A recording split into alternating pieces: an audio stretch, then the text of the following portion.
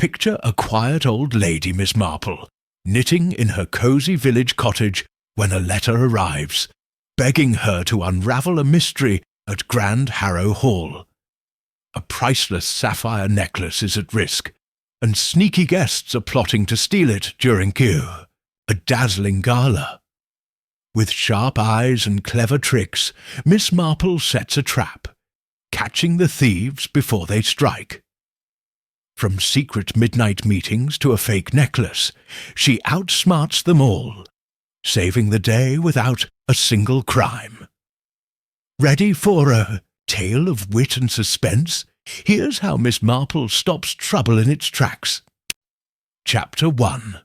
A Quiet Morning in St. Mary Mead. The sun slipped through the lace curtains of Miss Jane Marple's cosy cottage in St. Mary Mead, painting soft patterns on the worn wooden floor of her parlour. It was a crisp autumn morning, the kind that made the village feel still and peaceful, as if time had paused to catch its breath. Miss Marple sat in her favourite armchair, a faded but comfortable piece tucked near the window, her knitting needles clicking steadily. She was working on a pale pink shawl, the soft wool looping through her nimble fingers. Her sharp blue eyes, framed by delicate wrinkles, darted occasionally to the small table beside her, where the morning's post lay neatly stacked. The parlour was a warm, familiar space. A fire crackled in the hearth, sending a gentle glow across the room. The walls were lined with bookshelves, their spines worn from years of reading, and a few framed pictures of family and old friends sat on the mantel. A china teapot, steaming faintly, rested on a tray with a single cup and saucer. Miss Marple liked her tea strong, with just a hint of sugar, and she sipped it slowly as she knitted, her mind as active as her hands. She had already read the first letter, a chatty note from her nephew, Raymond West. Raymond was a writer, always full of big ideas and fancy words, and his letter was no different. He wrote about his latest book, a mystery novel he claimed would shake the literary world. Miss Marple smiled fondly. Raymond was clever, but he often missed the simple truths about people, the kind she had learned from years of watching the villagers of St. Mary Mead. She set his letter aside, promising herself to write back later with her usual gentle advice. The second letter, though, held her attention. It was from Lady Beatrice Harrow, an old friend from her school days, though they hadn't seen each other in years. The envelope was thick, the paper expensive, with Beatrice's elegant handwriting scrawled across the front. Miss Marple opened it carefully, smoothing the pages as she read. The words were polite at first, asking after her health and reminiscing about their youth, but soon the tone shifted. Beatrice was worried, and her words carried a quiet urgency that made Miss Marple's fingers pause mid-stitch. Beatrice lived at Harrow Hall, a grand estate about an hour's train ride from St. Mary Mead.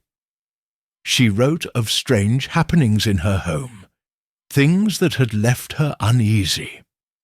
Her nephew, Cedric Harrow, had recently returned from London, bringing with him a group of friends who seemed less than trustworthy. Small but troubling incidents had piled up. A pearl brooch gone missing, hushed arguments overheard in the hallways, and an odd sense of secrecy that hung over the house like a fog. Beatrice didn't have proof of anything wrong, but her instincts told her danger was near. She begged Miss Marple to visit, to lend her keen eyes and quiet wisdom to the matter. Miss Marple folded the letter and placed it on the table, her knitting resting in her lap. She stared out the window, where the garden bloomed with late roses and the first fallen leaves scattered across the grass. "People are the same everywhere," she murmured to herself, her voice soft but firm. In St. Mary Mead, she had seen greed, jealousy, and deceit play out in small ways. A stolen pie, a whispered lie, a grudge held too long. But those small acts often hinted at bigger troubles, just as a single loose thread could unravel a whole sweater. Beatrice's letter felt like such a thread, and Miss Marple's mind was already tugging at it. She rose from her chair, her movements slow but purposeful, and crossed the room to a small writing desk. The desk was tidy, with a blotter, an ink bottle, and a few pens arranged just so. She pulled out a sheet of her own stationery, simple, unlike Beatrice's, and began to write a reply. Her words were kind but direct, promising to visit Harrow Hall in 2 days' time. She would take the morning train and arrive by lunch. As she wrote, her thoughts wandered to Cedric and his friends. Young men from London could be charming, she knew, but charm often hid mischief. She wondered what kind of mischief they were brewing. Sealing the letter, Miss Marple glanced at the clock on the mantel.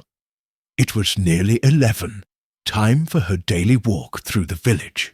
She tucked the letter into her handbag, planning to post it at the shop, and wrapped a shawl around her shoulders, not the pink one, which was still unfinished, but a grey one that matched her sensible coat. She stepped outside, locking the cottage door behind her, and breathed in the cool air. The village was waking up, with chimney smoke curling into the sky and the distant clatter of a milk cart.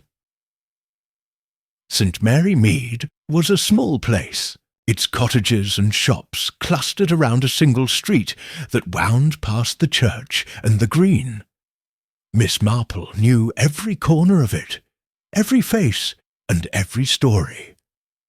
As she walked, she nodded to Mrs. Price, who was sweeping her doorstep, and waved to young Tommy, who was chasing a stray cat across the green. At the post office, which doubled as the village shop, she handed her letter to Mr. Polk, the postmaster.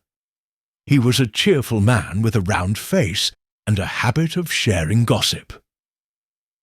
"Off to see Lady Harrow, are you?" Mr. Polk asked, peering at the address. "Fancy place, Harrow Hall. Heard her nephew's back, causing a bit of a stir." Miss Marple raised an eyebrow, her expression mild. "Oh? What kind of stir?" Mr. Polk leaned closer, lowering his voice. "Folks say he's got friends who aren't quite right. Flashy types, you know, with fast cars and big talk. Mrs. Elton, their housekeeper, was in here last week muttering about trouble." Miss Marple nodded, storing the information away. "Young men can be restless," she said lightly. "But I'm sure it's nothing serious." Mr. Polk chuckled. "You'll sort it out, Miss Marple. You always do." She smiled and bought a few stamps before stepping back into the street. The walk home was brisk, her mind turning over Mr. Polk's words. Cedric's friends sounded like the sort who might dazzle a small village, but worry a sharp-eyed housekeeper. Mrs. Elton, she guessed, was not easily fooled. Miss Marple filed that thought away, along with Beatrice's letter and the faint unease it carried. Back at the cottage, she settled into her routine. Lunch was simple, soup and bread, followed by an apple from her garden. She ate at the kitchen table, a small space with a view of the back garden, where sparrows flitted among the bushes. As she ate, she thought about Harrow Hall. She had visited once, years ago, when Beatrice's husband was still alive. It was a grand house, full of old paintings and heavy furniture, but it had felt welcoming then. Now, Beatrice's letter suggested a different mood, one of suspicion and secrets. After lunch, Miss Marple returned to her knitting, the pink shawl growing longer with each row. She liked knitting. It kept her hands busy while her mind worked. As the needles clicked, she pictured Cedric Harrow. Beatrice had always doted on him, calling him her golden boy in letters. But boys grew up, and gold could tarnish. Friends, too, were a puzzle. Were they thieves, schemers, or simply careless young men? And the missing brooch, had it been stolen, or merely misplaced? Miss Marple knew better than to jump to conclusions, but she also knew that small clues often led to big truths. The afternoon passed quietly. She tended her roses, clipping a few faded blooms, and wrote a short note to Raymond, teasing him about his earth-shaking novel. By evening, she was back in her parlour, the fire glowing as she sipped another cup of tea. The letter from Beatrice lay on the table, its words echoing in her mind. She picked it up again, rereading the part about the air of secrecy. That phrase stuck with her. Secrecy, she knew, was like a weed. It grew fast and choked out trust. Miss Marple leaned back in her chair, her knitting still for a moment. She thought of St. Mary Mead and its own secrets. There was the time Mrs. Carter's silver spoon vanished, only to be found in her nephew's pocket, or the whispers about Mr. Green's late-night walks, which turned out to be visits to a sick friend. Each mystery had started with a hint of feeling much like Beatrice's letter, and each had ended with the truth, thanks to Miss Marple's patient watching and listening. She stood and crossed to the window, peering into the darkening garden. The village was quiet now, the lights in the cottages glowing like stars. Miss Marple felt a familiar spark, the one that came when a puzzle called to her. Beatrice needed help, and Harrow Hall was waiting. She would go, not just as a friend, but as someone who saw what others missed. Before bed, she packed a small suitcase. A few dresses, her knitting, a notebook, and her reading glasses went inside. She added a sturdy umbrella, not for rain, but because it made a fine walking stick, and, if needed, a gentle prod for nosy questions. She smiled at the thought. "A lady must be prepared," she said to the empty room. As she climbed the stairs to her bedroom, the cottage creaked softly, a sound she found comforting. She paused at the landing, her hand on the banister. Harrow Hall would be different from St. Mary Mead. Grander, busier, perhaps more dangerous. But people, she reminded herself, were the same. They loved, they lied, they hid things. And Miss Marple knew how to find what was hidden. In her small bedroom, she changed into a nightgown and knelt by the bed, saying a quick prayer for wisdom and safety. Then she slipped under the covers, the wool blanket warm against her skin. The last thing she saw before closing her eyes was the moonlight filtering through the window, silver and soft, like the truth waiting to be uncovered. The next morning Miss Marple woke early, as she always did. The sky was pale, with a hint of mist over the fields. She dressed in a neat grey dress, pinned her hat in place, and ate a quick breakfast of toast and tea. Her suitcase waited by the door, and a taxi was due to take her to the station. She glanced around the cottage one last time, making sure the fire was out and the windows locked. As she stepped outside, The village was just stirring. The milkman waved, and a dog barked in the distance. Miss Marple walked to the taxi, her steps steady despite her age. The driver, a young man named Billy, helped with her suitcase and chatted about the weather. She listened politely, but her mind was already at Harrow Hall, piecing together the puzzle Beatrice had laid out. The train station was small, with a single platform and a ticket booth. Miss Marple bought her ticket and boarded, the train settling into a window seat. The carriage was half empty, with a few farmers and a woman with a basket of apples. As the train chugged forward, the countryside rolled by, fields, hedges, and the occasional church spire. Miss Marple watched it all, her hands folded in her lap, but her thoughts were on Cedric, his friends, and the missing brooch.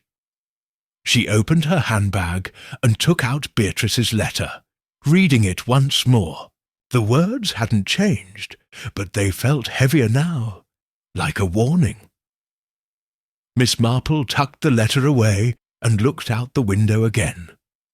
The train rattled on, carrying her toward Harrow Hall and whatever secrets it held. She wasn't afraid, not really. She had faced mysteries before, and she would face this one too, with her quiet smile and her sharp, unshakable mind. By noon, she would be at Harrow Hall. By then, she thought, the first threads of the truth might start to show, and Miss Marple, as always, would be ready to pull them loose. Word count, approximately 3,500 words. This chapter uses simple, clear language to describe Miss Marple's morning, her environment, and her thought process, keeping the reading level accessible. The compressed knowledge method is applied by focusing on key details: Beatrice's letter, the village setting, Miss Marple's habits, while avoiding unnecessary elaboration. The narrative builds suspense around the impending mystery at Harrow Hall, staying true to the original story's tone and structure. Let me know if you'd like further adjustments or additional chapters. Chapter 2. Arrival at Harrow Hall. The train pulled into the small station near Harrow Hall just before noon, its whistle cutting through the chilly autumn air. Miss Jane Marple stepped onto the platform, her small suitcase in one hand and her sturdy umbrella in the other. The station was quiet, with only a few passengers, farmers mostly, their boots muddy from the fields. She adjusted her grey hat, pinned neatly to her white hair, and scanned the area. A sleek black car waited nearby, its driver leaning against the hood, holding a sign with her name. Miss Marple smiled. Beatrice had sent someone to fetch her, a kind gesture that spoke of her friend's thoughtfulness. The driver, a young man with a shy grin, introduced himself as Tom, the gardener at Harrow Hall. He took her suitcase and opened the car door, helping her settle into the back seat. "It's not far, miss," he said, his voice rough but friendly. "Just a few miles up the road." Miss Marple nodded, her sharp blue eyes taking in his calloused hands and the faint dirt under his nails. A gardener, she thought, likely knew more about the goings-on at Harrow Hall than he let on. She filed that away, as she always did with small details. The car wound through narrow lanes, past hedgerows and rolling hills dotted with sheep. The sky was grey, heavy with clouds, but the countryside was beautiful in its quiet way. Miss Marple sat back, her hands folded in her lap, and let her mind wander to Beatrice's letter, the missing brooch, the strange friends, the hushed arguments. They were like pieces of a puzzle, scattered and waiting for her to fit them together. She wasn't nervous, not exactly, but she felt the familiar tingle of a mystery, the kind that made her sit a little straighter. Harrow Hall came into view as the car crested a hill. It was a grand manor, its stone walls covered in ivy, with tall towers rising against the cloudy sky. The windows gleamed, and the front lawn was neat, though Miss Marple noticed a few weeds creeping into the flower beds. Tom drove through iron gates and up a gravel drive, stopping at the wide front steps. "Here we are," he said, hopping out, to open her door. Lady Beatrice Harrow stood at the entrance, her silver hair swept into a bun, her dress elegant but simple. She was older than Miss Marple remembered, with deeper lines around her eyes, but her smile was warm. "Jane, my dear," she called, hurrying down the steps. "You're here at last." She took Miss Marple's hands, squeezing them tightly, and Miss Marple saw the worry in her friend's face, hidden behind the polite greeting. "It's good to see you, Beatrice," Miss Marple said, her voice soft but steady. "Thank you for inviting me." She glanced at the manor, its size and grandeur a sharp contrast to her cosy cottage in St. Mary Mead. But grand houses, she knew, held secrets just as small ones did. Beatrice led her inside, where a high-ceilinged hall greeted them. A chandelier sparkled above, and a wide staircase curved upward, its banister polished to a shine. A young maid, Lily, took Miss Marple's coat and hat, her eyes darting nervously as she curtsied. Miss Marple noted her quick movements and the way she avoided looking at Beatrice, another piece of the puzzle perhaps. They settled in a sunny parlour for tea, the room cosy despite its size. A fire crackled in the grate, and a tray of sandwiches and scones sat on a low table. Beatrice poured the tea, her hands trembling slightly, and began to talk. "I'm so glad you're here, Jane," she said. "Things have been strange. Cedric, my nephew, came back from London a month ago, and he brought friends. They're not the sort I'd choose, but he's fond of them. And then the brooch went missing, and I've heard arguments at night. I don't know what to think." Miss Marple sipped her tea, her face calm, but her mind racing. "Tell me about these friends," she said gently. Beatrice sighed. "There's Victor Lyle, a businessman of some kind. He talks smoothly, but I don't trust him. And Cedric's changed since he met him, more secretive, less like the boy I raised." She paused, her eyes distant.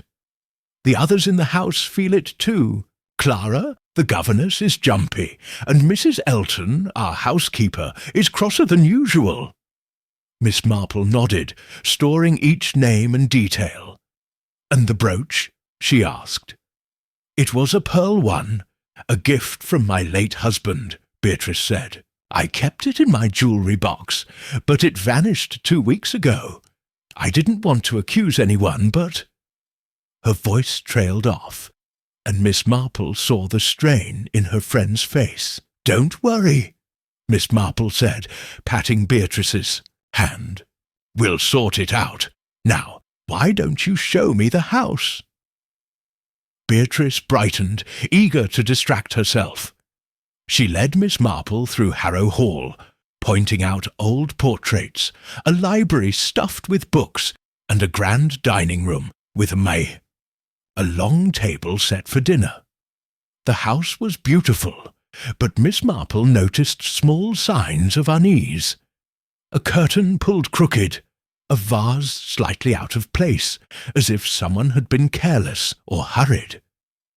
She also saw Lily, the maid, whispering to Tom in a hallway, their heads close together. They stopped when they noticed her, and Miss Marple pretended not to see. Her room was on the second floor, a comfortable space with a four-poster bed and a view of the gardens. Beatrice left her to unpack, promising to introduce the household at dinner. Miss Marple opened her suitcase, hanging her dresses in the wardrobe and setting her knitting on the bedside table.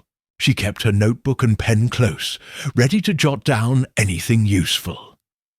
Then she sat by the window, looking out at the lawn and the woods beyond. The gardens were lovely, but she spotted a patch of disturbed earth near a hedge, as if someone had been digging. She made a mental note to ask Tom about it later. As the afternoon faded, Miss Marple changed into a simple black dress, pinning a small brooch to her collar. She checked her reflection in the mirror, her white hair neat under, a lace cap, and smiled. She looked like a harmless old lady, which was exactly what she wanted. People often said too much around someone they thought was no threat, and Miss Marple was very good at listening. Dinner was at 7, and Miss Marple descended the staircase slowly, her umbrella tapping the steps like a cane.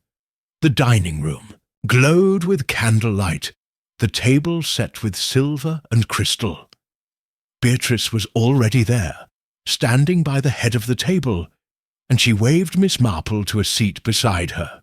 "Come, Jane, meet everyone," she said. The household gathered, and Miss Marple studied each face as Beatrice made introductions. Cedric Harrow was first, a handsome young man with dark hair and a charming smile. He shook her hand, his grip firm, but his eyes slid away from hers as if he had something to hide. "A pleasure, Miss Marple," he said, his voice smooth. She smiled back, noting his polished manners and the faint tension in his shoulders. Next was Victor Lyle, Cedric's friend. He was older, perhaps 30, with slicked back hair and a sharp suit. His handshake was too tight, and his smile didn't reach his eyes. "Charmed," he said, his tone oily. Miss Marple felt a prickle of dislike, but kept her expression mild. Victor reminded her of a man in St. Mary Mead who had swindled half the village before she caught him out. Clara Dunn, the governess, was a thin young woman with pale skin and nervous hands. She barely met Miss Marple's eyes, muttering a greeting, before sitting quickly. Her dress was plain and her hair was pinned tightly, but Miss Marple saw a flicker of fear in her face. Clara was watching someone, though Miss Marple couldn't tell who. Mrs. Elton, the housekeeper, was last. She was a tall woman with a stern mouth and greying hair pulled into a bun. Her handshake was brisk, and her eyes were sharp, taking in Miss Marple as if sizing her up. "Welcome to Harrow Hall," she said, her voice cool. Miss Marple sensed Mrs. Elton was loyal to Beatrice, but suspicious of everyone else. Tom and Lily weren't at the table. They ate in the kitchen, Beatrice explained. But Miss Marple remembered their earlier whispers. The staff, she knew, often saw things the family missed. She made a note to talk to them soon. Dinner began with soup, served by Lily, who moved quietly around the table. The conversation was polite at first, with Beatrice asking Miss Marple about St. Mary Mead. Miss Marple answered lightly, telling a story about a village fete, but her eyes never stopped watching. Cedric and Victor sat across from her there, heads bent close as they spoke in low tones. Their laughter was loud, but it felt forced, like actors playing a part. Clara picked at her food, her fork trembling, while Mrs. Elton watched the table like a hawk, her lips pressed thin. Beatrice mentioned a charity gala planned for the weekend, a big event to raise money for the local hospital. "We'll display my sapphire necklace," she said, her voice proud. "It's been in the family for generations, and people love to see it." Miss Marple noticed Victor's head snap up, his eyes gleaming with interest. Cedric shifted in his seat, his smile fading for a moment. Clara dropped her spoon, the clatter loud in the quiet room, and Mrs. Elton glared at her. "A necklace?" Victor asked, leaning forward. "That sounds valuable." "Oh, it is," Beatrice said, not noticing the sudden tension. "It's kept in the safe in my study. We bring it out for special occasions." Miss Marple sipped her water, her face calm but her mind buzzing. Victor's interest was too keen, and Cedric's unease was plain. The necklace, she thought, might be the key to whatever was brewing at Harrow Hall. She glanced at Clara, who was staring at her plate, and at Mrs. Elton, whose eyes were fixed on Victor. The housekeeper, Miss Marple guessed, had her own suspicions. The meal continued with roast chicken and vegetables, then a pudding for dessert. Miss Marple ate sparingly, listening as the talk turned to London, the weather, and the gala. Cedric told a story about a horse race, his voice loud, but Victor cut in with a joke that made Beatrice laugh.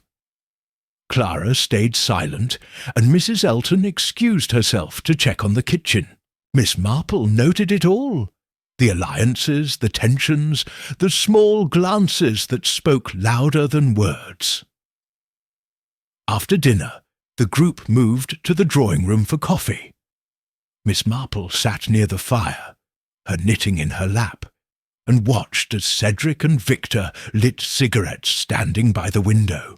They spoke softly, their backs to the room, and Miss Marple strained to hear. She caught only a few words, safe and gala, but it was enough to sharpen her suspicions. Clara sat alone, twisting a handkerchief, while Beatrice chatted about the guest list for the gala. Miss Marple joined the conversation, asking innocent questions about the necklace and the safe. Beatrice answered freely, describing the study and its heavy oak door. Victor, she noticed, was listening closely, though he pretended to study his coffee cup.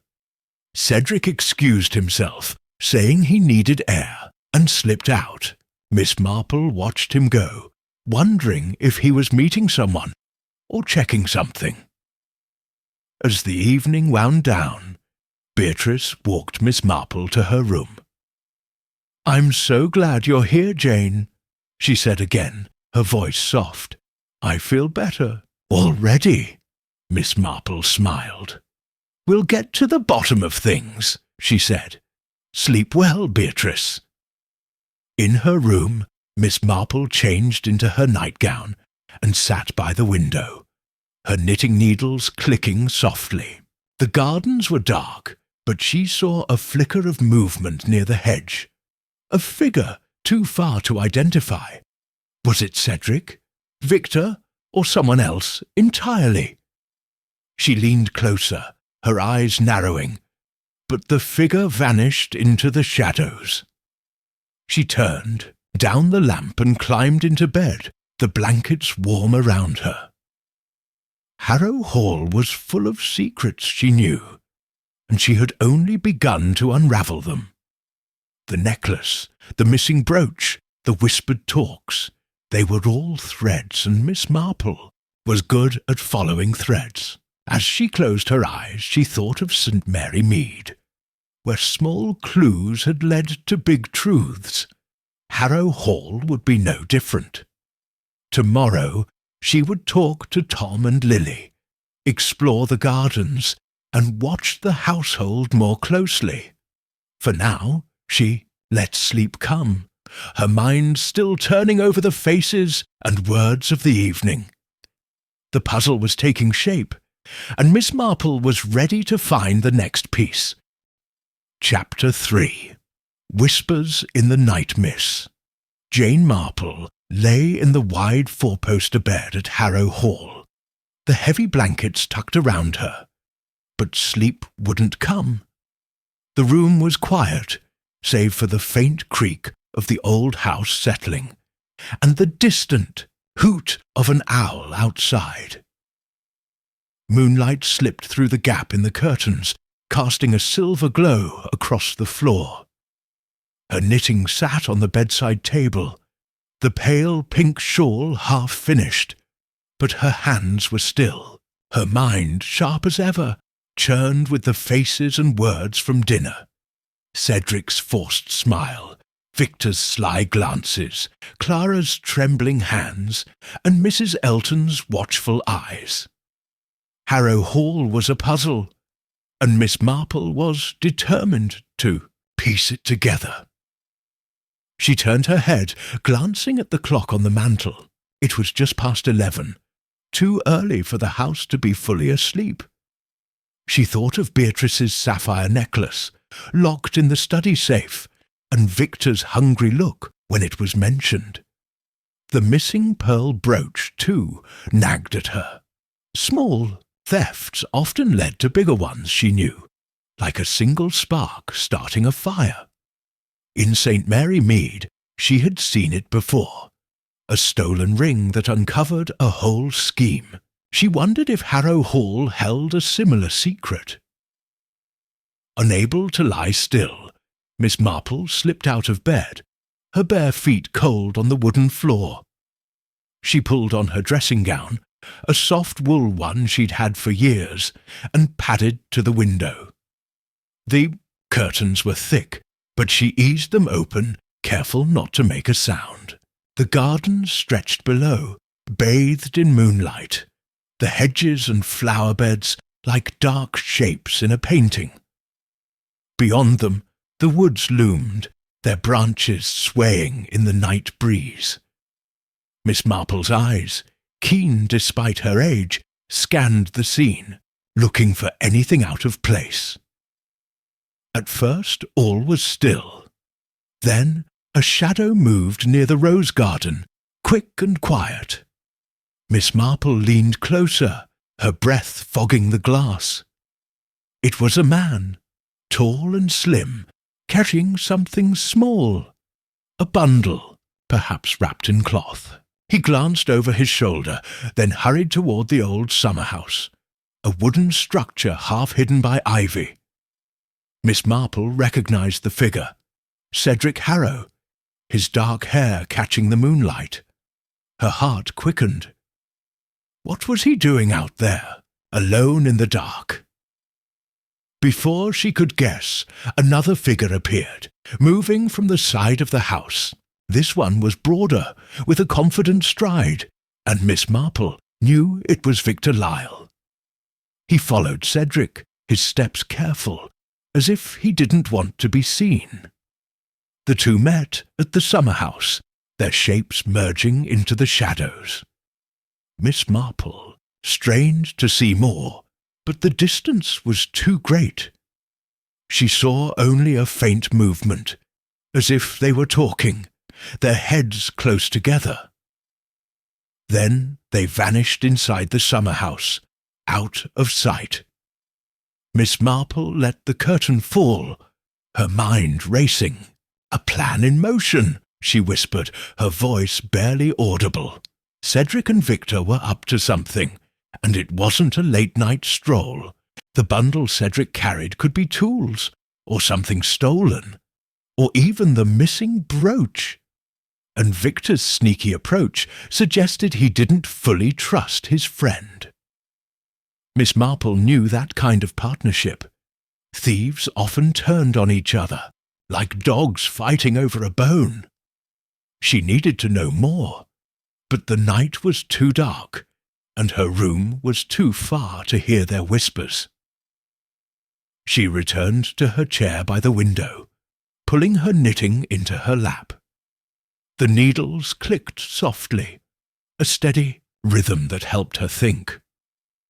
She pictured the summer house, its wooden walls weathered and its windows dusty. It was a place for secrets, far enough from the house to avoid prying eyes. In St. Mary Mead, the old shed behind the vicarage had been used for similar mischief. Boys hiding stolen apples, or worse. Miss Marple wondered what Cedric and Victor were hiding. The clock ticked on, and the house grew quieter. Miss Marple stayed awake, her eyes half closed but her senses alert. She thought of Clara, the nervous governess, and Mrs. Elton, the sharp-eyed housekeeper. Did they know about the midnight meeting? And what about Tom, the gardener, or Lily, the maid? The staff, she knew, saw things the family missed. She decided to talk to Tom in the morning. He seemed honest, and his work in the gardens might give him a view of the summer house. At last the clock struck 1, and Miss Marple returned to bed. She slept lightly, her dreams filled with shadows and locked safes. When morning came, the room was bright with sunlight, the clouds from yesterday gone. She rose early, as was her habit, and dressed in a neat grey dress with a lace collar. She pinned her hair carefully, checking her reflection in the small mirror. She looked like a harmless old lady, which was exactly what she wanted. People let their guard down around someone they thought was no threat, and Miss Marple was very good at listening. Breakfast was served in the dining room, but Miss Marple asked Lily for a tray in her room, saying she preferred a quiet start. The maid brought tea, toast, and a boiled egg, her hands steady, but her eyes still nervous. Miss Marple thanked her warmly, watching as Lily hurried out. Alone, she ate slowly, her notebook open on the table. She jotted down what she'd seen. Cedric, midnight, summer house, bundle. Victor followed. Secret meeting. The words were simple, but they held weight, like clues waiting to be unravelled. After breakfast, Miss Marple tucked her notebook into her handbag and slipped on her coat. The morning was crisp, the air smelling of damp leaves and earth. She stepped into the gardens, her umbrella tapping the gravel path like a cane. The flower beds were tidy, but she noticed again the patch of disturbed earth near the hedge. The sinister one she'd seen from her window. It looked fresher now, the soil turned over in a hurry. She bent down, her knees creaking, and poked at it with her umbrella. Nothing was buried there, but the marks suggested someone had been digging. And recently. She straightened, her eyes scanning the gardens. Tom was working near the rose bushes, his cap pulled low as he clipped dead blooms. Miss Marple walked toward him, her steps slow but purposeful. "Good morning, Tom," she called, her voice friendly. "What a lovely garden you keep." Tom looked up, wiping his brow with a gloved hand. "Morning, miss," he said, his grin shy but genuine. "It's hard work, but I like it. Roses are fussy, but they're worth it." Miss Marple nodded, leaning on her umbrella. "I've always loved roses," she said. "In St. Mary Mead, my garden's full of them.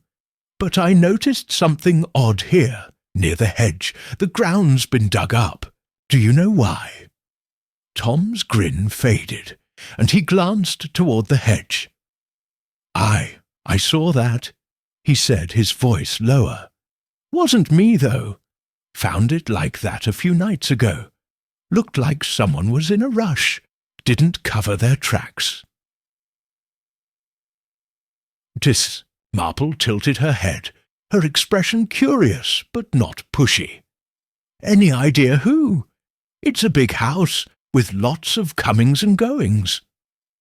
Tom hesitated, his eyes flicking towards the summer-house. "Well, miss, I don't like to point fingers, but I've seen Mr. Cedric and that Mr. Lyle out late, near the summer-house mostly, digging maybe, or hiding something. I didn't get close enough to see." Miss Marple nodded, her face calm, but her mind buzzing. "Young men can be restless," she said lightly. "Probably nothing to worry about, but you've got sharp eyes, Tom. If you see anything else, will you let me know?" Tom nodded, his grin returning. "Sure thing, miss. You're easy to talk to, not like some." He tipped his cap and went back to his roses, but Miss Marple saw the way his shoulders relaxed. He trusted her, and that was a start. She strolled toward the summer-house, her umbrella tapping the path. The structure was old, its paint peeling and its windows cloudy with dust. She circled it slowly, looking for clues. The door was locked, but she noticed fresh scratches around the latch, as if someone had forced it open. Near the base of the wall, the grass was trampled, and a few clods of dirt were scattered, matching the disturbed patch by the hedge. Miss Marple bent down, her eyes narrowing. No bundle, no tools, no brooch, but the signs were clear. Cedric and Victor had been here, and they were hiding something. She straightened, brushing her hands together, and looked back at the house. The windows gleamed, but she felt watched, though no one was in sight. The summer-house, she decided, was a place to keep an eye on. She would ask Beatrice about it later, casually, to avoid raising suspicion. As she walked back to the house, the morning grew warmer, the sun climbing higher. Miss Marple thought of St. Mary Mead, where a trampled garden had once led her to a thief. The signs were different here, but the pattern was the same. People acting out of greed or fear, leaving clues for those who knew where to look. She smiled faintly. Harrow Hall was grand, but its secrets were no match for her. Inside, she found Beatrice in the parlour, sorting invitations for the gala. "Jane, you're up early," Beatrice said, her smile tired. "Did you sleep well?" "Well enough," Miss Marple said, settling into a chair. "The gardens are lovely. I had a nice chat with Tom. He's a good lad." Beatrice nodded, but her eyes were distant. "He is. I just wish things were calmer. Cedric's been so quiet, and Victor's always around, watching everything." Miss Marple patted her friend's hand. "Don't fret, Beatrice. We'll sort it out. Now, tell me more about this gala. It sounds exciting." Beatrice brightened, launching into details about the guest list and the music. Miss Marple listened, her face attentive, but her mind was on the summer-house, the disturbed earth, and the two men who met in the dark. The gala, with its sapphire necklace, was coming soon, and she had a feeling Cedric and Victor were planning something to match it. What exactly, she didn't know, not yet. But Miss Marple was patient, and she knew the truth always came out, like a weed pushing through the soil. She spent the rest of the morning in the parlour, knitting and chatting with Beatrice. Her needles clicked, the pink shawl growing longer, and her eyes missed nothing. When Lily brought tea, Miss Marple noted her quick glance at Beatrice, as if checking for approval. When Clara passed the door, her footsteps hurried. Miss Marple saw the tension in her shoulders. And when Mrs. Elton swept through, barking orders at Lily, Miss Marple caught the housekeeper's sharp look toward the study, where the safe was. Kept adult lunch was in the dining room, with Cedric and Victor absent. "Off on a drive," Beatrice said. Clara ate silently, and Mrs. Elton hovered, her presence like a storm cloud.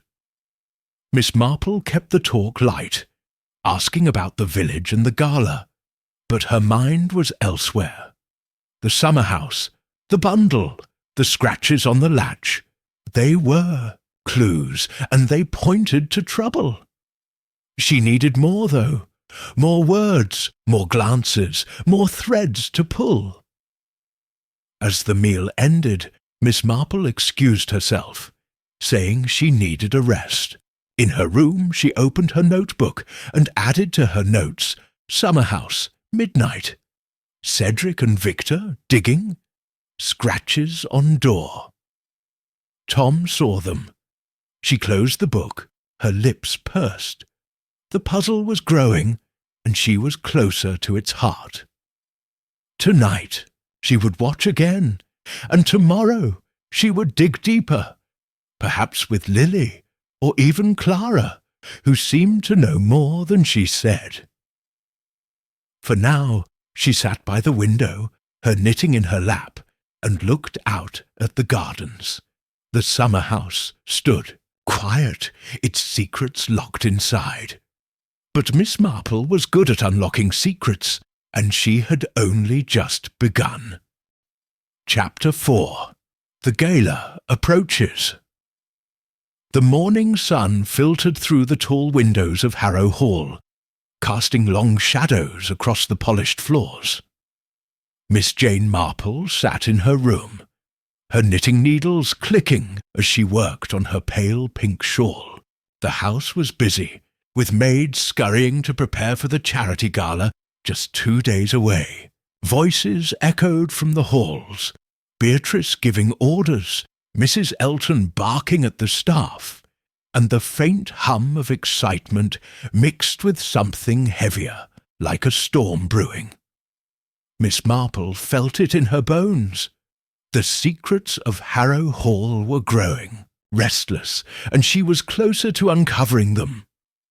She had slept little, her mind replaying the midnight meeting at the summer house, Cedric and Victor sneaking through the dark, their whispers hidden by the night. The disturbed earth, the scratches on the summer house door, and Tom's quiet words about their late-night wanderings. They were clues, each one a thread in a tangled web. Miss Marple knew the gala, with its sapphire necklace, was the key. Thieves, she thought, often struck when eyes were distracted, and a grand event was the perfect cover. She set her knitting aside and opened her notebook, jotting down her thoughts. Cedric and Victor, summer house, planning something. Necklace in safe, gala in 2 days. She closed the book, her lips pursed. The puzzle was taking shape, but she needed more. More words, more glances, more mistakes from those who thought they were clever. Miss Marple dressed in a neat grey dress, pinning a small brooch to her collar. She checked her reflection in the eyeshadow mirror, her white hair tidy under a lace cap, and smiled. She looked like a harmless old lady, perfect for blending in while watching everything. People talked freely around someone they thought was no threat, and Miss Marple was very good at listening. Downstairs, the dining room buzzed with activity. Beatrice was at the table sorting lists for the gala, her face tired but determined. Cedric and Victor were there, laughing over coffee, though their eyes darted to the door as Miss Marple entered. Clara, the governess, sat alone, her hands twisting a napkin. Mrs. Elton swept in and out, carrying trays and snapping at Lily the maid, who scurried behind her. Miss Marple took a seat near Beatrice, accepting a cup of tea with a smile. "Good morning, Jane," Beatrice said, her voice warm but strained. "I hope you slept well." "Well enough," Miss Marple said, her tone light. "The house is busy today. The gala must be quite the event." Beatrice nodded, her eyes flicking to Cedric and Victor. "It's a lot to manage, but it's for a good cause. The necklace will draw a crowd, I'm sure."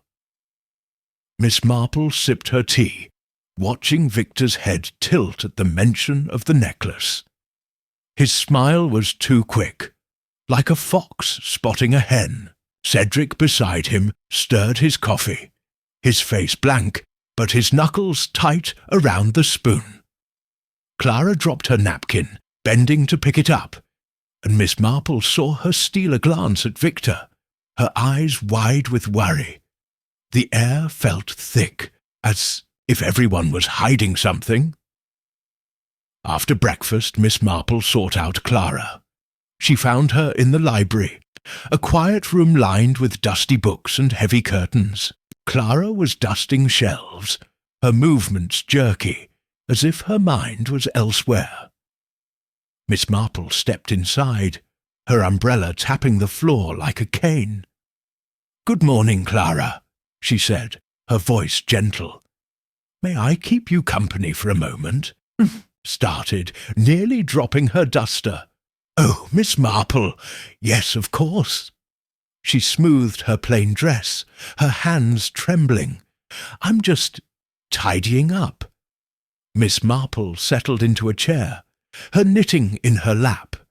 "You seem a bit nervous, dear," she said kindly. "Is everything all right?" Clara hesitated, her eyes darting to the door. Then she sat across from Miss Marple, her voice low. "It's Mr. Lyle," she whispered. "He's always watching the study where the safe is. I've seen him linger there, late at night. It makes me uneasy." Miss Marple nodded, her face calm but her mind racing. "Young men can be curious," she said, "but you're right to notice. Have you told Lady Beatrice?" Clara shook her head. "I didn't want to cause trouble. And Mr. Cedric, he's kind to me, but he's different since Mr. Lyle came. Secretive, like he's hiding something." Miss Marple patted Clara's hand. "You've done well to tell me, dear.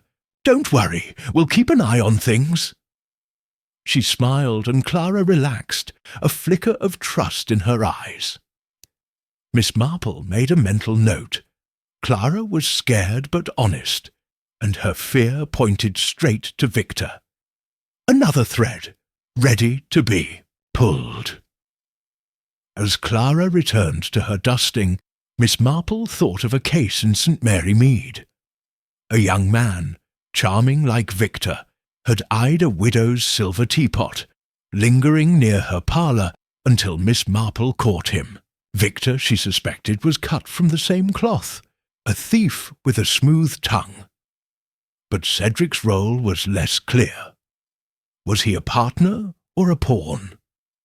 At lunch, the dining room was lively, with Cedric and Victor trading jokes and Beatrice talking about the gala. Clara ate silently, her eyes down, and Mrs. Elton hovered, her stern face missing nothing. Miss Marple listened, her expression mild, but her ears caught every word. Victor, she noticed, steered the talk to the necklace, asking Beatrice about its history. His questions were casual, but his eyes were sharp, like a hunter sizing up prey. Then Victor clapped his hands, his grin wide. "Let's have some fun this afternoon," he said. "A card game in the drawing room. Who's in?" His tone was light, but Miss Marple saw the challenge in his glance at Cedric. Cedric shrugged, his smile tight. "Not today, Victor. I've got things to do," Beatrice laughed. "Oh, Cedric, don't be a spoil-sport. Jane, you'll join, won't you?" Miss Marple nodded, her eyes twinkling. "I'm not much for cards, but I'll try." She wanted to watch Victor, to see what his game revealed. In St. Mary Mead, card games had shown her plenty. Cheats, braggers, and those who hid their true selves. The drawing room was bright, with tall windows and a fire crackling in the hearth. A round table was set with cards and chips, and Victor took charge, dealing with a flourish. Beatrice joined along with Clara, who looked reluctant but sat anyway. Cedric excused himself, saying he needed to write letters, and Mrs. Elton was busy with gala plans. Miss Marple settled into a chair, her knitting in her lap, but her eyes were on Victor. The game was poker, simple enough, with low stakes, pennies and smiles, Victor said. But Miss Marple saw the glint in his eyes, the way his fingers moved, too fast as he dealt. She played cautiously, folding often, but she watched every move. Victor's hands were quick, slipping cards with a skill that wasn't innocent.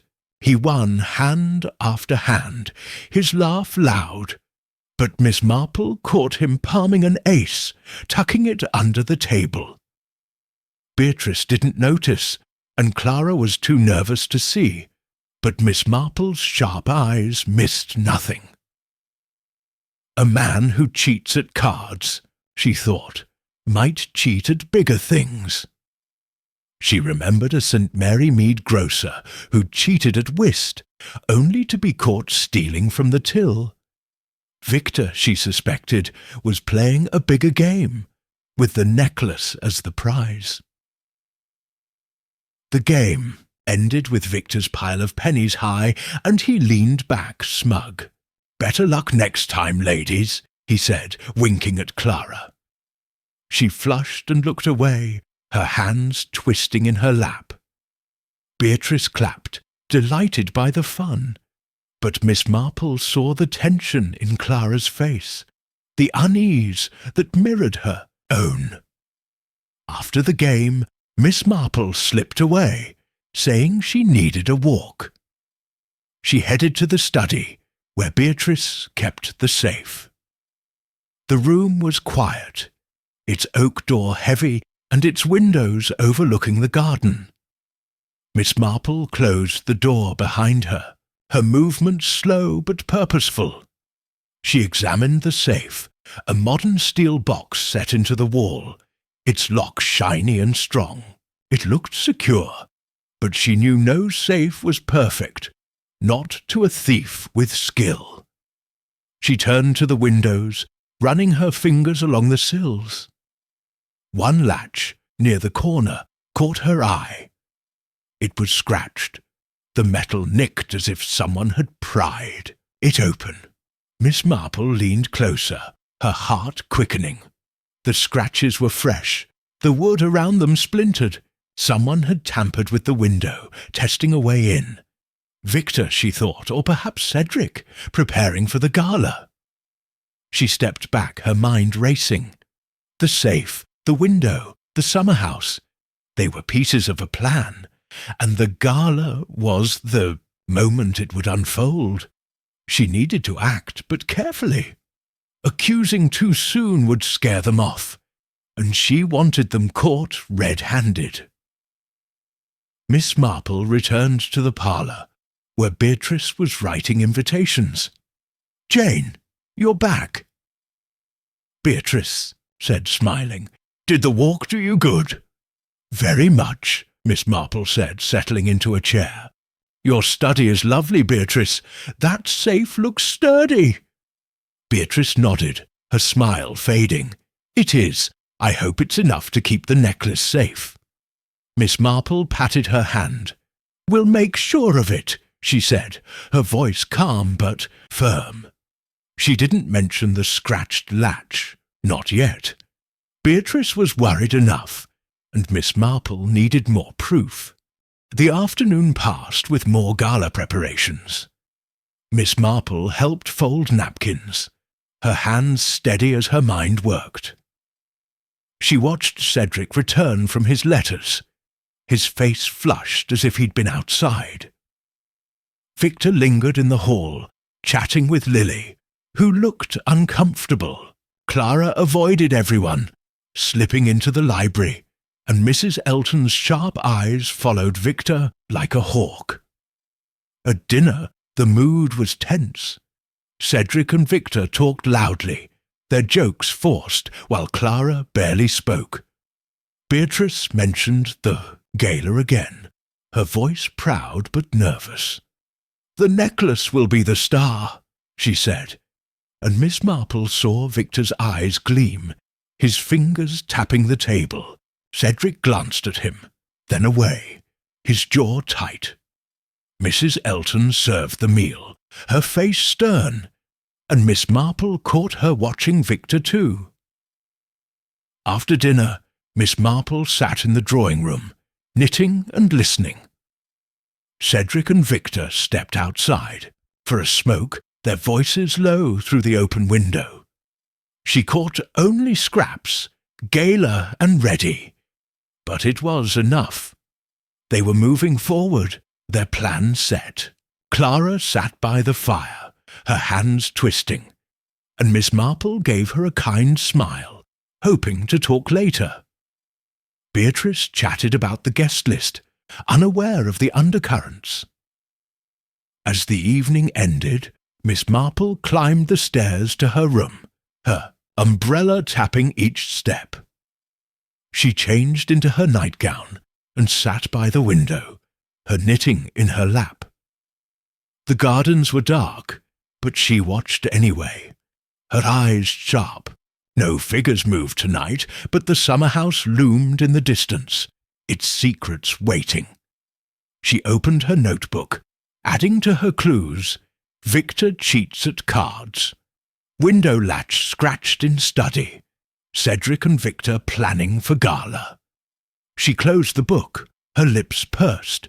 The pieces were falling into place, but she needed one more. A mistake, a slip, something to confirm her suspicions.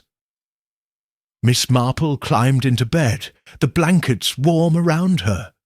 The gala was close, and with it, the moment of truth. She thought of St. Mary Mead, where small clues had led to big answers. Harrow Hall was grander, but its people were the same, full of hopes, fears, and secrets. She was ready to find those secrets, with her quiet smile and her unshakable mind. Tomorrow she would talk to Lily, or perhaps Mrs. Elton, whose sharp eyes might hold answers.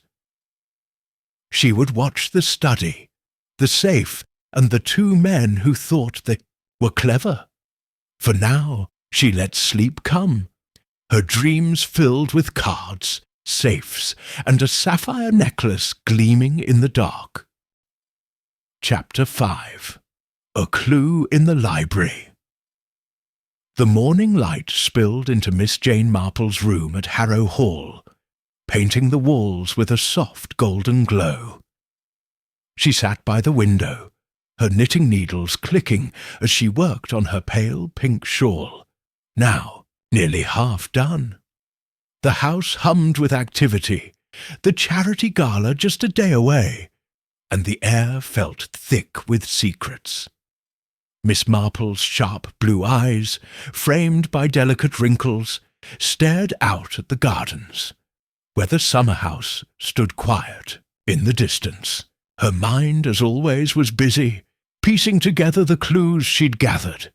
Cedric and Victor's midnight meeting, the disturbed earth, the scratched window latch in the study, and Clara's whispered fears about Victor's interest in the safe. The sapphire necklace, locked away for the gala, was the prize, and Miss Marple was sure a plan to steal it was in motion. She set her knitting down and opened her notebook, her small, neat handwriting filling the page. Victor cheats at cards, Cedric tense, secretive, scratched latch in study.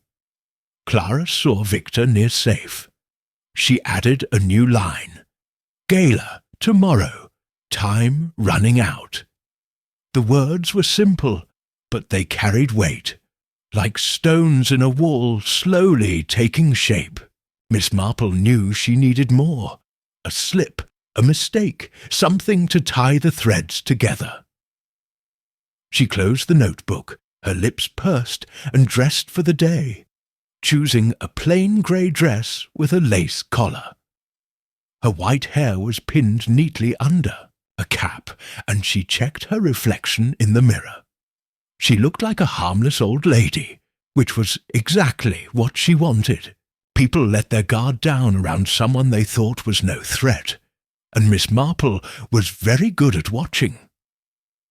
Downstairs, the dining room was lively, with Beatrice at the head of the table, her face tired but hopeful as she talked about the gala. Cedric and Victor sat together, their laughter loud but forced, like actors playing a part. Clara, the governess, picked at her breakfast, her hands shaky, while Mrs. Elton, the housekeeper, moved around the room, her stern eyes missing nothing. Lily, the maid, served tea, her quick glances nervous, and Tom, the gardener, was absent, likely tending the grounds. Miss Marple took a seat near Beatrice, accepting a cup of tea with a smile. "Good morning, Jane," Beatrice said, her voice warm but strained. "The gala's almost here. I'm so glad you'll see it."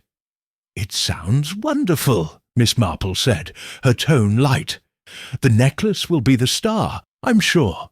She watched Victor's head tilt at the word necklace, his eyes gleaming for a moment before he hid it with a grin. Cedric stirred his coffee, his knuckles white around the spoon, and Clara dropped her fork, the clatter loud in the quiet room. Mrs. Elton glared at her, and Miss Marple noted it all, the tension, the glances, the unspoken fears. After breakfast, Miss Marple slipped into the library, a quiet room with tall shelves and heavy curtains. She wanted to think, away from the bustle, and the library felt like a place where secrets might hide. The air smelled of old books and polish, and a fire crackled in the grate, casting shadows on the walls.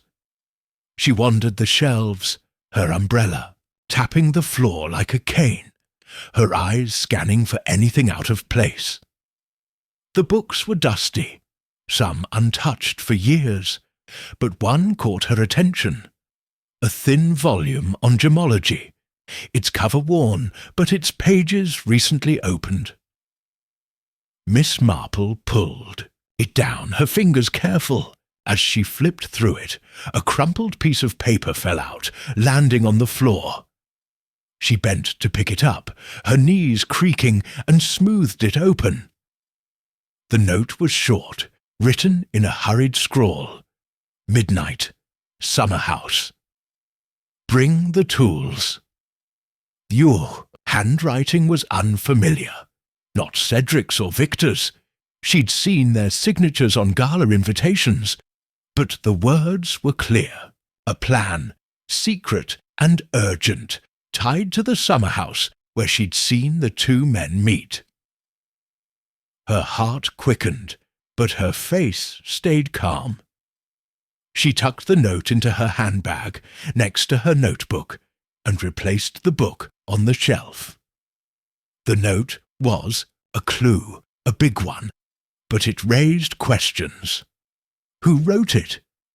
Was it meant for Cedric or Victor, or someone else entirely? And what tools were needed? Miss Marple thought of the scratched window latch in the study, the disturbed earth by the hedge. Tools could mean a crowbar, a lockpick, or something to pry open a safe. The gala, she knew, was the moment they'd strike, when the house was full of guests and eyes were elsewhere. She left the library, her mind racing, and headed to the parlour, where Beatrice was arranging flowers for the gala. "Jane, you're a wanderer today," Beatrice said, smiling. "Find anything interesting in the library?" "Just some old books," Miss Marple said, her tone light. "But I found this." She pulled out the note, watching Beatrice's face. It was tucked inside one. "Do you recognize the writing?" Beatrice took the note, her smile fading as she read. Her hands trembled and her eyes widened. This is troubling," she whispered. "It sounds like Cedric's doing, doesn't it? Or that Victor. Oh, Jane, what are they planning?" Miss Marple patted her friend's hand. "We mustn't jump to conclusions," she said gently. "But we'll watch them, Beatrice. Let's keep this between us for now." She took the note back, slipping it into her handbag. Beatrice nodded, her face pale, and Miss Marple saw the fear in her eyes. The note had shaken her, but Miss Marple needed her friend to stay strong, not panic. The morning passed with more gala preparations. Miss Marple helped fold programs, her hands steady as her mind worked. She watched Cedric and Victor, who lingered in the hall, their heads close as they spoke. Their voices were too low to hear, but their glances toward the study were clear. Clara avoided them, slipping into the kitchen, and Mrs. Elton barked orders at Lily, her sharp eyes following Victor like a hawk. Miss Marple noted it all, her knitting needles clicking in her lap. At lunch, the dining room was tense. Cedric and Victor talked about the gala, their jokes loud, but their eyes restless. Clara ate silently, her fork trembling, and Beatrice tried to keep the conversation light, asking Miss Marple about St. Mary Mead. Miss Marple answered with a story about a village fair, her voice calm, but her ears caught every word. Victor mentioned the necklace again, asking Beatrice how it was guarded. His tone was casual, but Miss Marple saw the hunger in his eyes, like a cat watching a bird. "It's in the safe," Beatrice said, not noticing the tension. "And the study's locked at night. It's quite safe." Victor nodded, his smile too quick, and Cedric looked down, his jaw tight. Clara dropped her glass, the water spilling, and Mrs. Elton snapped at her to clean it up. Miss Marple watched, her face mild, but her mind buzzing. The note, the scratched latch, Victor's questions, they were pieces of a plan, and the gala was the moment it would unfold. After lunch, Miss Marple took a walk in the gardens, her umbrella tapping the gravel path. She wanted to clear her head and check the summer house again. The air was crisp, the sky grey with clouds, and the gardens were quiet, save for Tom clipping hedges. She waved to him, and he tipped his cap, his grin shy but friendly. "Afternoon, miss," he called. "Gala's keeping us busy." "It certainly is," Miss Marple said, pausing by the roses. "Have you seen anything odd lately, Tom? Near the summer house, perhaps?" Tom's grin faded, and he glanced toward the wooden structure. "Aye, miss," he said, his voice low. "I saw Mr. Cedric there last night with Mr. Lyle. Looked like they were arguing, not loud, but tense. Didn't stay long, but they had a bag with them, like the one you saw." Miss Marple nodded, her expression curious but not pushy. "Thank you, Tom. You've got sharp eyes. If you see more, let me know." Tom nodded, and she walked on, her mind racing.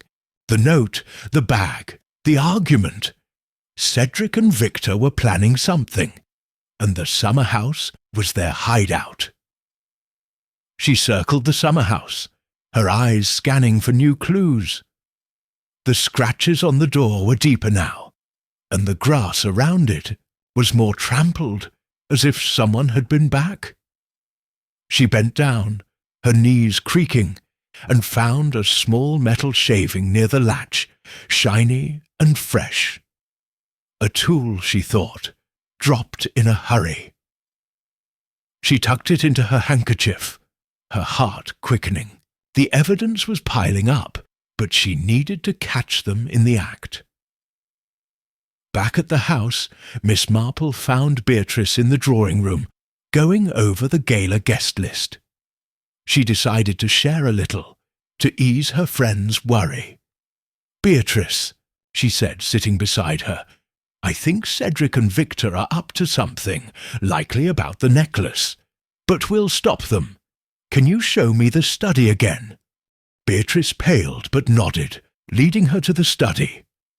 The room was quiet, its oak door heavy and its windows dark with curtains. Miss Marple checked the safe again, its steel surface cold under her fingers.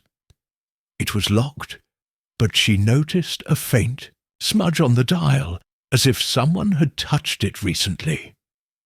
She glanced at the window, the scratched latch still there, and saw a new mark, a tiny chip in the glass, barely visible. Someone had been testing the window, preparing a way in. "They're clever," Miss Marple said softly, "but not clever enough." She turned to Beatrice, her voice firm. "We'll watch the study tonight, and tomorrow we'll be ready for the gala. Don't worry, my dear." Beatrice nodded, her eyes grateful. "Thank you, Jane. I don't know what I'd do without you." Miss Marple smiled, patting her hand. "We'll sort it out. Now, let's get back to the gala plans." They returned to the drawing room, where Miss Marple helped with decorations, her hands busy but her mind sharper than ever.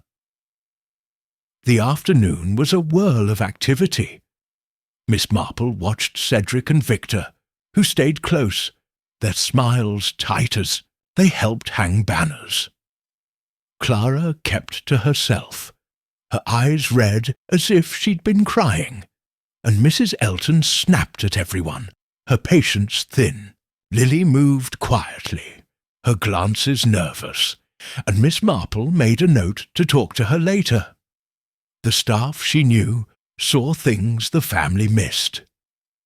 At dinner, the tension was thicker than ever. Cedric and Victor talked about the gala, their voices loud, but their eyes restless. Beatrice mentioned the necklace display, and Victor leaned forward, his questions sharp. "Will it be out all evening?" he asked, his tone too casual. Cedric shot him a look, his fork pausing mid-air. Clara stared at her plate, her hands trembling, and Mrs. Elton's eyes narrowed as if she sensed trouble. Miss Marple ate quietly, her face calm, but her ears open. She thought of the note.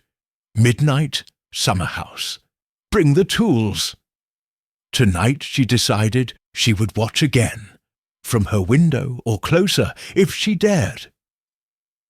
The gala was tomorrow, and the thieves, she was sure they were thieves, would make their move.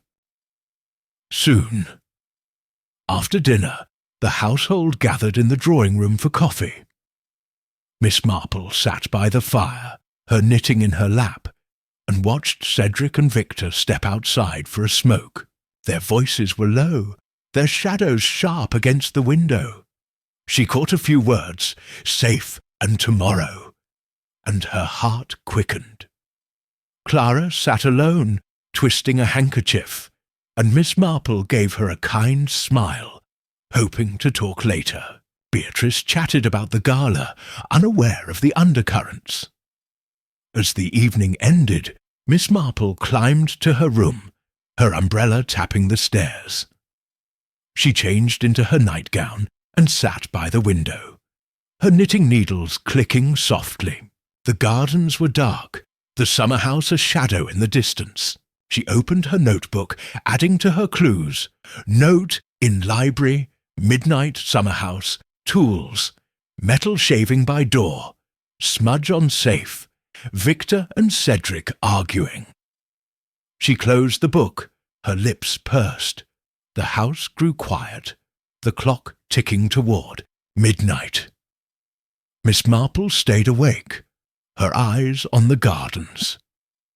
A figure moved near the summer house, then another, their shapes faint but familiar. Cedric and Victor, she thought, meeting again. She leaned closer, her breath fogging the glass, but they vanished inside, out of sight. She didn't dare go closer, not yet. Instead, she planned for tomorrow. The gala would be chaotic, the perfect moment for a theft. She would watch the study, the safe, and the two men who thought they were clever. She thought of St. Mary Mead, where a stolen watch had led her to a liar. Harrow Hall was grander, but its people were the same, full of greed, fear, and secrets. Miss Marple was ready to find those secrets, with her quiet smile and her unshakable mind. She climbed into bed, the blankets warm around her. The gala was hours away, and with it the moment of truth. For now she let sleep come, her dreams filled with notes, safes, and a sapphire necklace gleaming in the dark. Chapter 6. The Trap is Set. The morning sun peeked through the heavy curtains of Miss Jane Marple's room at Harrow Hall, casting faint stripes across the wooden floor. She sat in a cushioned chair by the window, her knitting needles clicking as she worked on her pale pink shawl, now more than half finished. The house buzzed with excitement, the charity gala set for tomorrow, but beneath the chatter and clatter of preparations, a darker current ran. Miss Marple felt it, sharp and clear like a cold breeze through an open door. The sapphire necklace, locked in the study safe, was the target, and Cedric Harrow and Victor Lyle were plotting to steal it. She was sure of it. Her mind sifted through the clues she'd gathered. The midnight meeting at the summer house, the bit-disturbed earth, the scratched window latch, the note about tools, and Clara's whispered fears about Victor's lurking near the safe. Each was a thread in a tangled web, and the gala, with its crowds and chaos, was the perfect moment for a theft. Miss Marple knew she had to act, fast but clever. Thieves she'd learned in St. Mary Mead slipped up when they felt cornered, and she planned to corner Cedric and Victor without them knowing. She opened her notebook, its pages filled with neat handwriting. Note: midnight, summer house, tools, scratched latch. Victor cheats at cards. Cedric tents, gala tomorrow. She added, a new line, set trap, move necklace. The idea had come to her last night as she watched the gardens from her window, seeing no figures but feeling the weight of their plans. If she could make Cedric and Victor think the necklace was leaving Harrow Hall, they might panic, act too soon and reveal themselves. She closed the notebook, her lips pursed, and dressed for the day, choosing a plain grey dress with a small brooch. Her white hair was pinned under a lace cap, and she checked her reflection in the mirror. She looked like a harmless old lady, perfect for setting a trap. Downstairs, the dining room was a whirl of activity. Beatrice sat at the table, her face pale as she checked gala plans, while Cedric and Victor lounged nearby, their laughter loud but their eyes restless. Clara, the governess, nibbled toast, her hands shaky, and Mrs. Elton, the housekeeper, barked orders at Lily, the maid, who scurried with a tray. Miss Marple took a seat near Beatrice, accepting tea with a smile, her sharp eyes missing nothing. Victor's grin was too wide, Cedric's shoulders too stiff, and Clara's glances at Victor were full of fear. The air felt heavy, like a storm waiting to break. "Good morning, Jane," Beatrice said, her voice tired. "The gala's almost here. I hope you're excited." "Very much," Miss Marple said, her tone light. "It'll be a grand evening, with that necklace shining." She watched Victor's head snap up, his eyes gleaming, while Cedric stirred his coffee, his spoon clinking loudly. Clara dropped her napkin, bending to pick it up, and Mrs. Elton's stern gaze swept the table. Miss Marple sipped her tea, her plan taking shape. She needed Beatrice's help, but she'd wait for a quiet moment to share it. After breakfast, Miss Marple found Beatrice in the parlour, arranging flowers for the gala. The room smelled of roses and wax, and sunlight streamed through the windows, glinting off a silver vase. "Beatrice," Miss Marple said, closing the door softly, "we need to talk. I think Cedric and Victor are planning to steal the necklace during the gala." Beatrice gasped, her hands freezing on a rose. "Oh, Jane, are you sure? Cedric's my nephew. I can't believe he'd—" "I'm not sure yet," Miss Marple said gently, "but the signs are there. The note I found, their late-night meetings, the scratched window latch, they point to trouble. We can stop them, but we need a trick." She leaned closer, her voice low. "At dinner, announce that the necklace is being moved to a bank tomorrow morning before the gala. Say it's for safety. Then watch who reacts. If they think it's leaving, they'll act tonight and we'll catch them." Beatrice's eyes widened, but she nodded, her jaw set. "All right, Jane. I trust you. I'll say it at dinner." Her voice trembled, but Miss Marple saw strength beneath her fear. Beatrice was worried, but she'd play her part. "Thank you," Miss Marple said, patting her hand. "We'll need help too. Can you ask Tom and Lily to keep watch tonight? They're loyal, and they see things others miss." Beatrice agreed, and Miss Marple felt a spark of hope. The trap was set. Now she needed to watch the bait.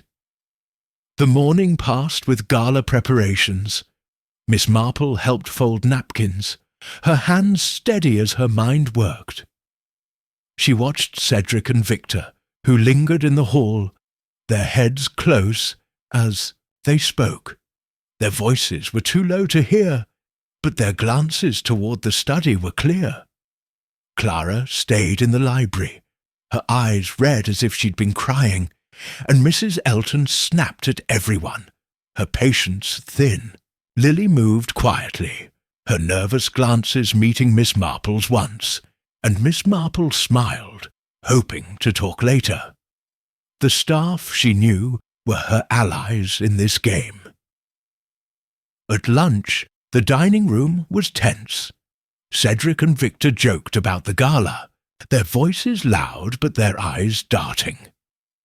Beatrice tried to keep the talk light, asking Miss Marple about St. Mary Mead, and Miss Marple answered with a story about a village dance, her tone calm.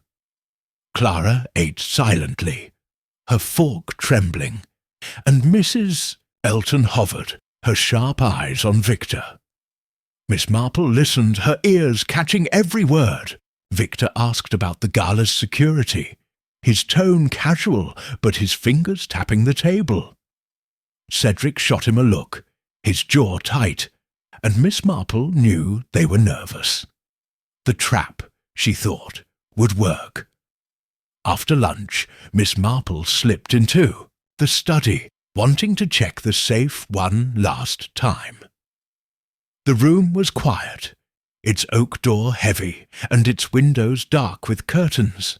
She examined the safe, its steel surface cold, and saw the smudge on the dial, now joined by a faint scratch, as if someone had tested the lock. The window latch, still scratched, had a new chip in the glass, barely visible. Someone, Victor, she guessed, was preparing a way in, likely tonight if the trap worked. She left the study, her heart quickening, and found Beatrice in the drawing room, writing invitations. "Oh, Jane, is everything ready? Beatrice asked, her voice low. Yes, Miss Marple said, sitting beside her. At dinner, make the announcement. Then we'll watch. I'll ask Tom and Lily to guard the study tonight, and we'll use a fake necklace in the safe. If they try to steal it, we'll catch them. Beatrice nodded, her eyes grateful. You're so clever, Jane. I don't know how you do it. Miss Marple smiled. People are the same everywhere, my dear. They leave clues, if you know where to look. She thought of St. Mary Mead, where a stolen pie had led her to a liar. Harrow Hall was grander, but its secrets were no match for her. The afternoon was busy with gala preparations. Miss Marple helped hang banners, her hands busy, but her eyes sharp. She found Lily in the kitchen, polishing silver, and spoke softly.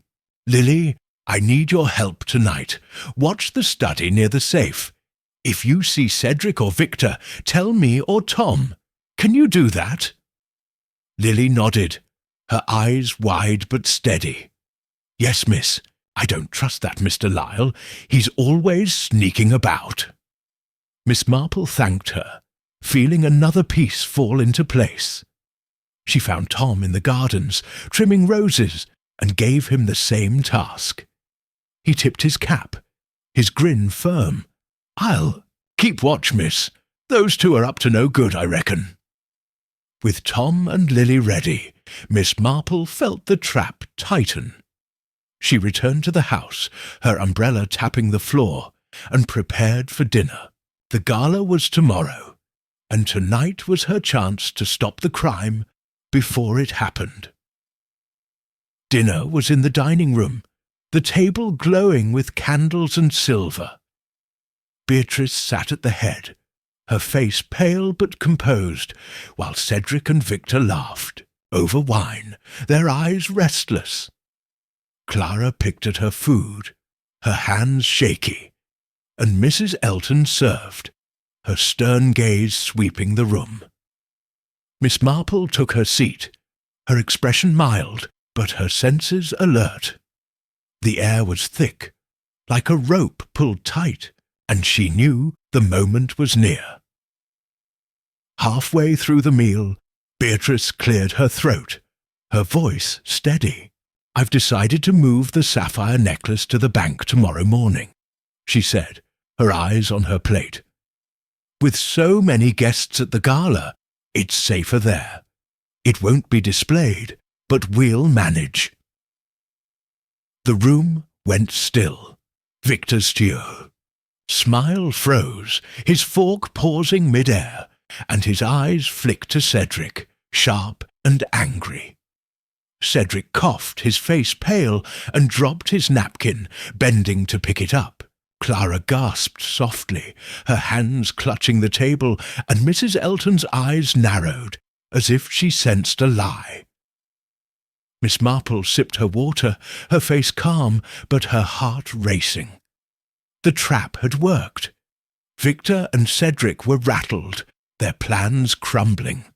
Victor recovered first, his grin returning. A shame, he said, his tone light. It would have been a sight. But his fingers tapped the table, and Miss Marple saw the strain in his jaw. Cedric said nothing, his eyes on his plate, and then the meal continued, the tension thicker than ever. After dinner, Miss Marple lingered in the drawing-room, knitting by the fire. Cedric and Victor stepped outside for a smoke, their voices low but sharp through the open window. She caught fragments, tonight and no choice, and her heart quickened. They were taking the bait, planning to strike before the necklace. Wah, left. Clara sat alone, twisting a handkerchief, and Miss Marple gave her a kind smile, hoping to ease her fear. Beatrice chatted about the gala, her voice nervous but hopeful, and Miss Marple nodded, her mind elsewhere. As the household retired, Miss Marple climbed to her room, her umbrella tapping the stairs. She changed into her nightgown, but didn't sleep. Instead, she sat by the window, her knitting in her lap, and watched the gardens. The clock ticked toward midnight, and the house grew quiet. She opened her notebook, adding to her clues, announced, necklace move. Victor and Cedric panicked. Planning tonight. She closed the book, her lips pursed. Then a shadow moved near the study window, quick and quiet. Another followed, their shapes faint but familiar. Cedric and Victor, she was sure. They paused, then slipped inside, likely through the scratched latch. Miss Marple's heart pounded, but she stayed still. Tom and Lily were watching, and the safe held only a fake necklace, a replica Beatrice had found in her jewelry box. If they took it, they'd be caught, their crime exposed before it began. She leaned closer, her breath fogging the glass. But the figures were gone, the study dark. She thought of St. Mary Mead, where a stolen ring had led her to a thief's confession. Harrow Hall was grander, but its people were the same, greedy, careless, leaving clues for those who looked. Miss Marple was ready to catch them, with her quiet smile and her unshakable mind. She stayed awake, her eyes on the gardens, waiting for Tom or Lily to signal. The gala was tomorrow, and the trap was set. For now, she let her knitting needles click, the pink shawl growing longer, her dreams filled with safes, shadows, and a sapphire necklace that would never be stolen. Chapter 7. The Night of the Crime. The clock in Miss Jane Marple's room at Harrow Hall ticked toward midnight, its soft clicks loud in the stillness. She sat in a chair by the window, her knitting abandoned on the table, her sharp blue eyes fixed on the gardens below. The moonlight painted the lawn silver, the summer house a dark shape in the distance. The house was quiet, the gala just hours away, but Miss Marple's heart beat fast. Tonight was the night. Her trap was set, and Cedric Harrow and Victor Lyle were about to walk into it. Her mind raced over the clues, the note in the library, the scratched window latch, the disturbed earth, Clara's fears, and the midnight meetings at the summer house. She'd seen Cedric and Victor sneak toward the study earlier, their shadows quick and guilty. The sapphire necklace, the prize they wanted, was safe, replaced with a fake in the study's unlocked safe. Beatrice's announcement at dinner that the necklace was moving to a bank had rattled them, and Miss Marple knew they'd act tonight, desperate to steal it before it left. Tom, the gardener, and Lily, the maid, were watching, ready to help, and Miss Marple was ready to catch the thieves red-handed. She wore her dressing gown, a soft wool one over her nightgown, her white hair loose but neat. Her notebook lay open, its pages filled with clues. Note, midnight, summer house, tools, scratched latch, Victor cheats, Cedric tense, fake necklace in safe. She'd added a new line, trap set, study, tonight. The plan was simple but clever, like a net closing around a fish. In St. Mary Mead, she'd caught a thief with a similar trick, using a fake silver tray to lure him out. Harrow Hall was grander, but its people were the same, greedy, careless, leaving tracks for those who looked. Miss Marple stood, her knees creaking, and moved to the door. She needed to be in the study, hidden but close, to see the trap snap shut. She slipped into the hall, her slippers silent on the carpet, her umbrella in hand, not for rain, but as a cane and a gentle prod if needed. The house was dark, the only light from moonlight spilling through tall windows. She moved slowly, her eyes sharp, listening for creaks or whispers. The air felt heavy, like a held breath, and she knew the moment was near. The study was on the ground floor, its oak door heavy and its windows dark. Miss Marple eased inside, closing the door softly. The room smelled of leather and polish, the safer steel shadow in the wall. She hid behind a tall bookcase, its shelves shielding her small frame. The fake necklace, a cheap copy from Beatrice's jewellery box, was inside the unlocked safe, the bait for her trap. Tom and Lily were nearby, watching the hall and the garden, ready to block the door when the time came. Beatrice was in her room, nervous but trusting Miss Marple's plan. Miss Marple waited, her breathing slow, her senses sharp. The clock in, the hall chimed midnight, its notes soft but clear. Then a faint scrape came from the window, the scratched latch, she guessed, being forced open. Moonlight flashed as the window swung in, and two figures climbed through, quick and quiet. Miss Marple peered around the bookcase, her heart pounding but her face calm. It was Cedric and Victor, their shapes clear in the silver light. Cedric's hands shook, his face pale, while Victor moved with confidence, his eyes glinting like a fox. Victor crept to the safe, his fingers quick on the dial. The unlocked door swung open, and he pulled out the fake necklace, its glass stones dull in the moonlight. "Got it," he whispered, his voice smug. But then he froze, holding it closer. "Wait, this isn't right. It's a fake." Cedric's eyes widened, his voice a hiss. "A fake? You said this was foolproof." "It was," Victor snapped, his face twisting. "We've been set up." He turned, clutching the necklace, his eyes darting to the window. Miss Marple stepped from behind the bookcase, her voice calm but firm.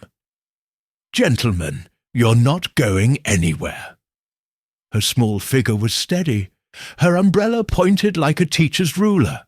Cedric gasped, dropping a small bag. Tools, she guessed, while Victor's jaw tightened, his hand gripping the fake necklace. Before they could move, the door burst open. Tom and Lily stood there, Tom's broad frame blocking the way, Lily's eyes wide but brave.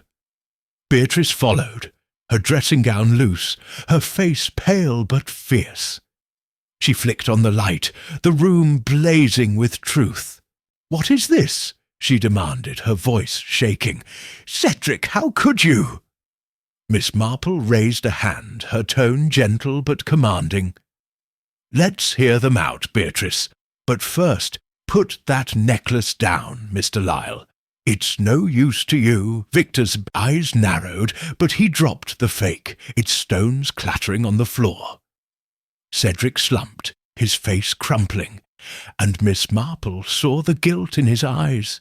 She stepped closer, her umbrella tapping the floor, and began to speak, her voice soft but relentless, like a tide wearing down a rock.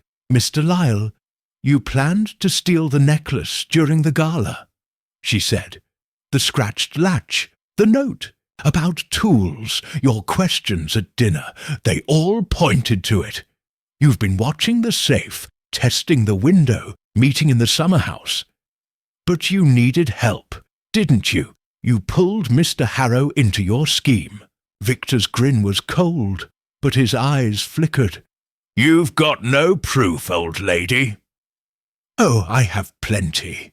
Miss Marple said, her smile small but sharp. "The note in the library, midnight summer house, tools. The metal shaving by, the summer house door, the smudge on the safe. And Clara saw you lurking, Mr. Lyle. You're not as clever as you think." She turned to Cedric, her voice softer. "And you, Mr. Harrow, you didn't want this, did you? But you went along. Why?" Cedric's shoulders shook, his voice breaking. I had to. Victor, he knows things. Debts I owe from gambling. In London. He said he'd ruin me unless I helped. We were going to take the necklace, replace it with a fake during the gala. No one would know till later." Beatrice gasped, her hand on her heart. "Cedric, how could you?" "I'm sorry," Cedric whispered, tears in his eyes. "I didn't want to hurt you, Aunt Beatrice." Victor sneered, his voice sharp. "Shut up, you fool. They can't prove anything." Miss Marple tilted her head, her eyes like steel. "Oh, but we can. You're holding a fake necklace, Mr. Lyle, from an unlocked safe. You broke in, tools in hand. Tom and Lily saw you, and so did I. The police will find that interesting, I think." Victor's face paled, his grin gone. Tom stepped, closer, his fists clenched, and Lily nodded, her voice firm. "I saw 'em climb in, miss, sneaky as rats." Beatrice straightened, her voice cold. "I'm calling the police. You've betrayed my trust, both of you." Miss Marple raised a hand, her tone calm. "One moment, Beatrice. Mr. Harrow, you've told us part of the truth. Is there more? Speak now, and it may go easier for you." Cedric sobbed, his words tumbling out. It was all Victor's idea. He planned everything, the tools, the timing. He said the gala was perfect, with everyone distracted. I couldn't say no. Victor lunged toward the window, but Tom grabbed him, his grip like iron. "You're not running," Tom growled, and Victor sagged, his fight gone. Miss Marple nodded, her face calm, but her mind racing. "Thank you, Mr. Harrow. You've done the right thing." She turned to Beatrice, her voice gentle. "The police should come, but perhaps Mr. Harrow can make amends. Mr. Lyle, though, has no excuse." Beatrice nodded, her eyes wet but firm. "I'll call them now." She left the room, her steps steady, and Miss Marple felt a pang of pride for her friend's strength.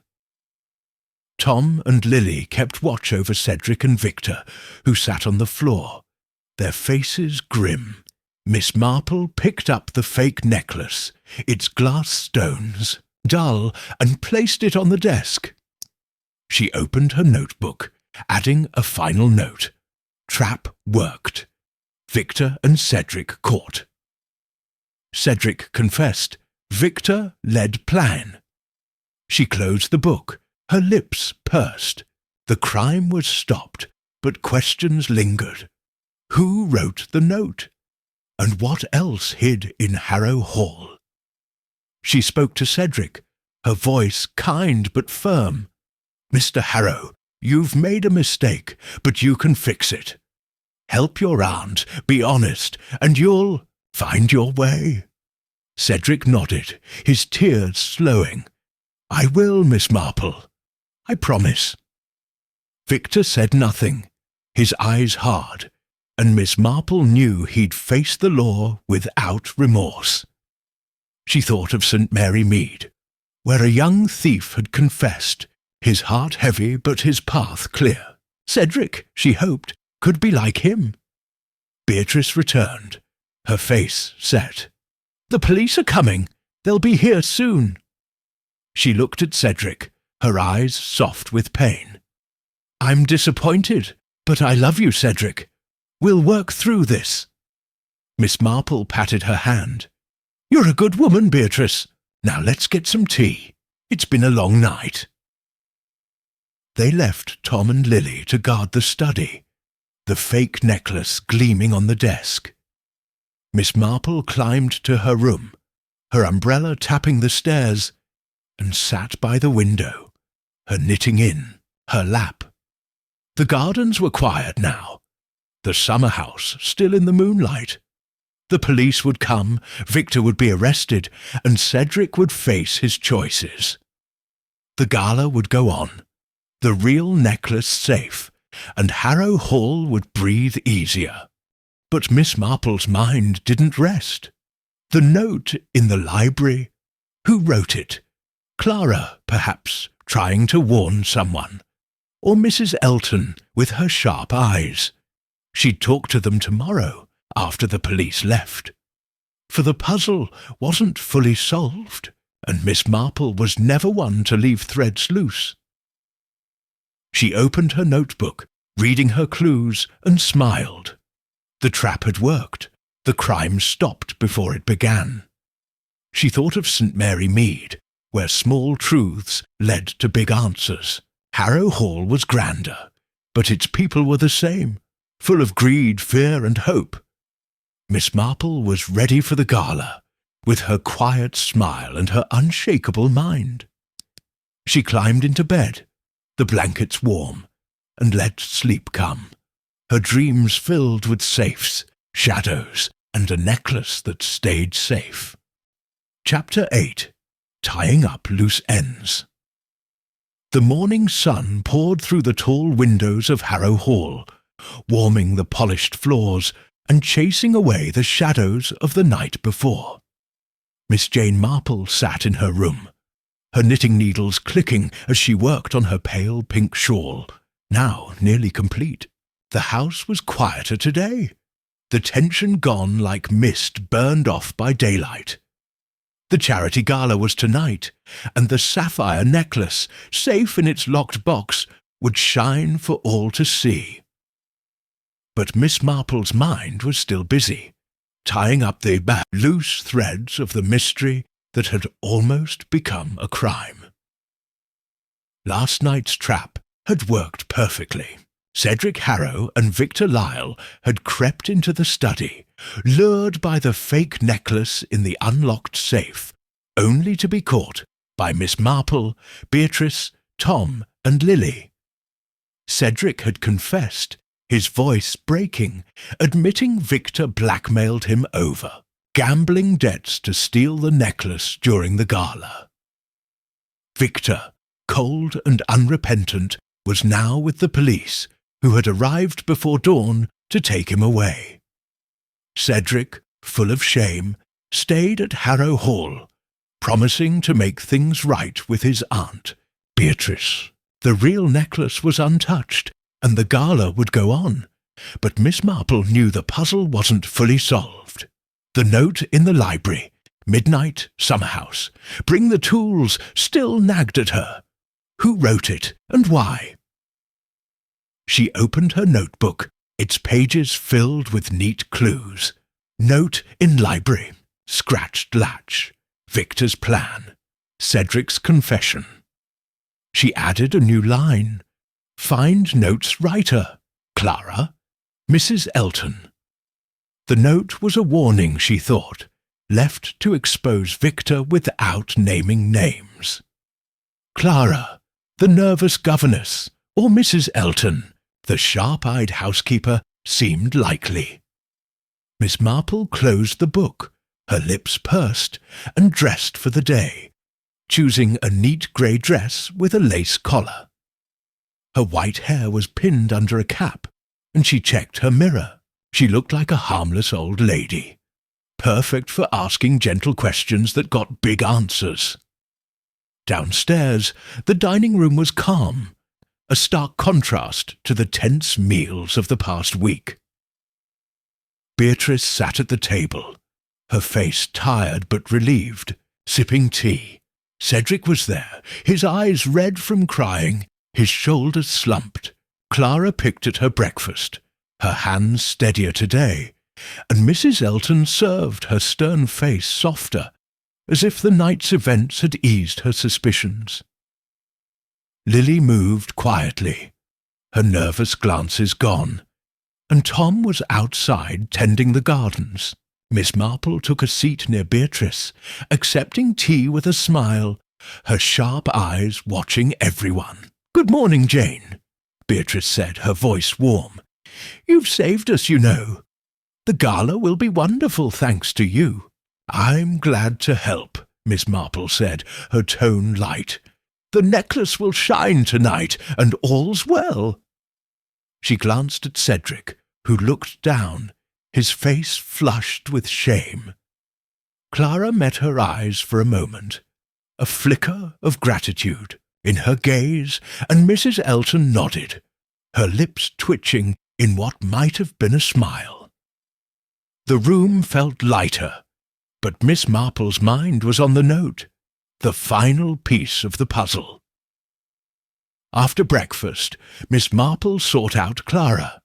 She found her in the library, dusting shelves, her plain dress neat, but her face still pale. Miss Marple stepped inside, her umbrella tapping the floor like a cane. "Clara, dear," she said gently, "may I talk with you a moment?" Clara started, then nodded, setting her duster down.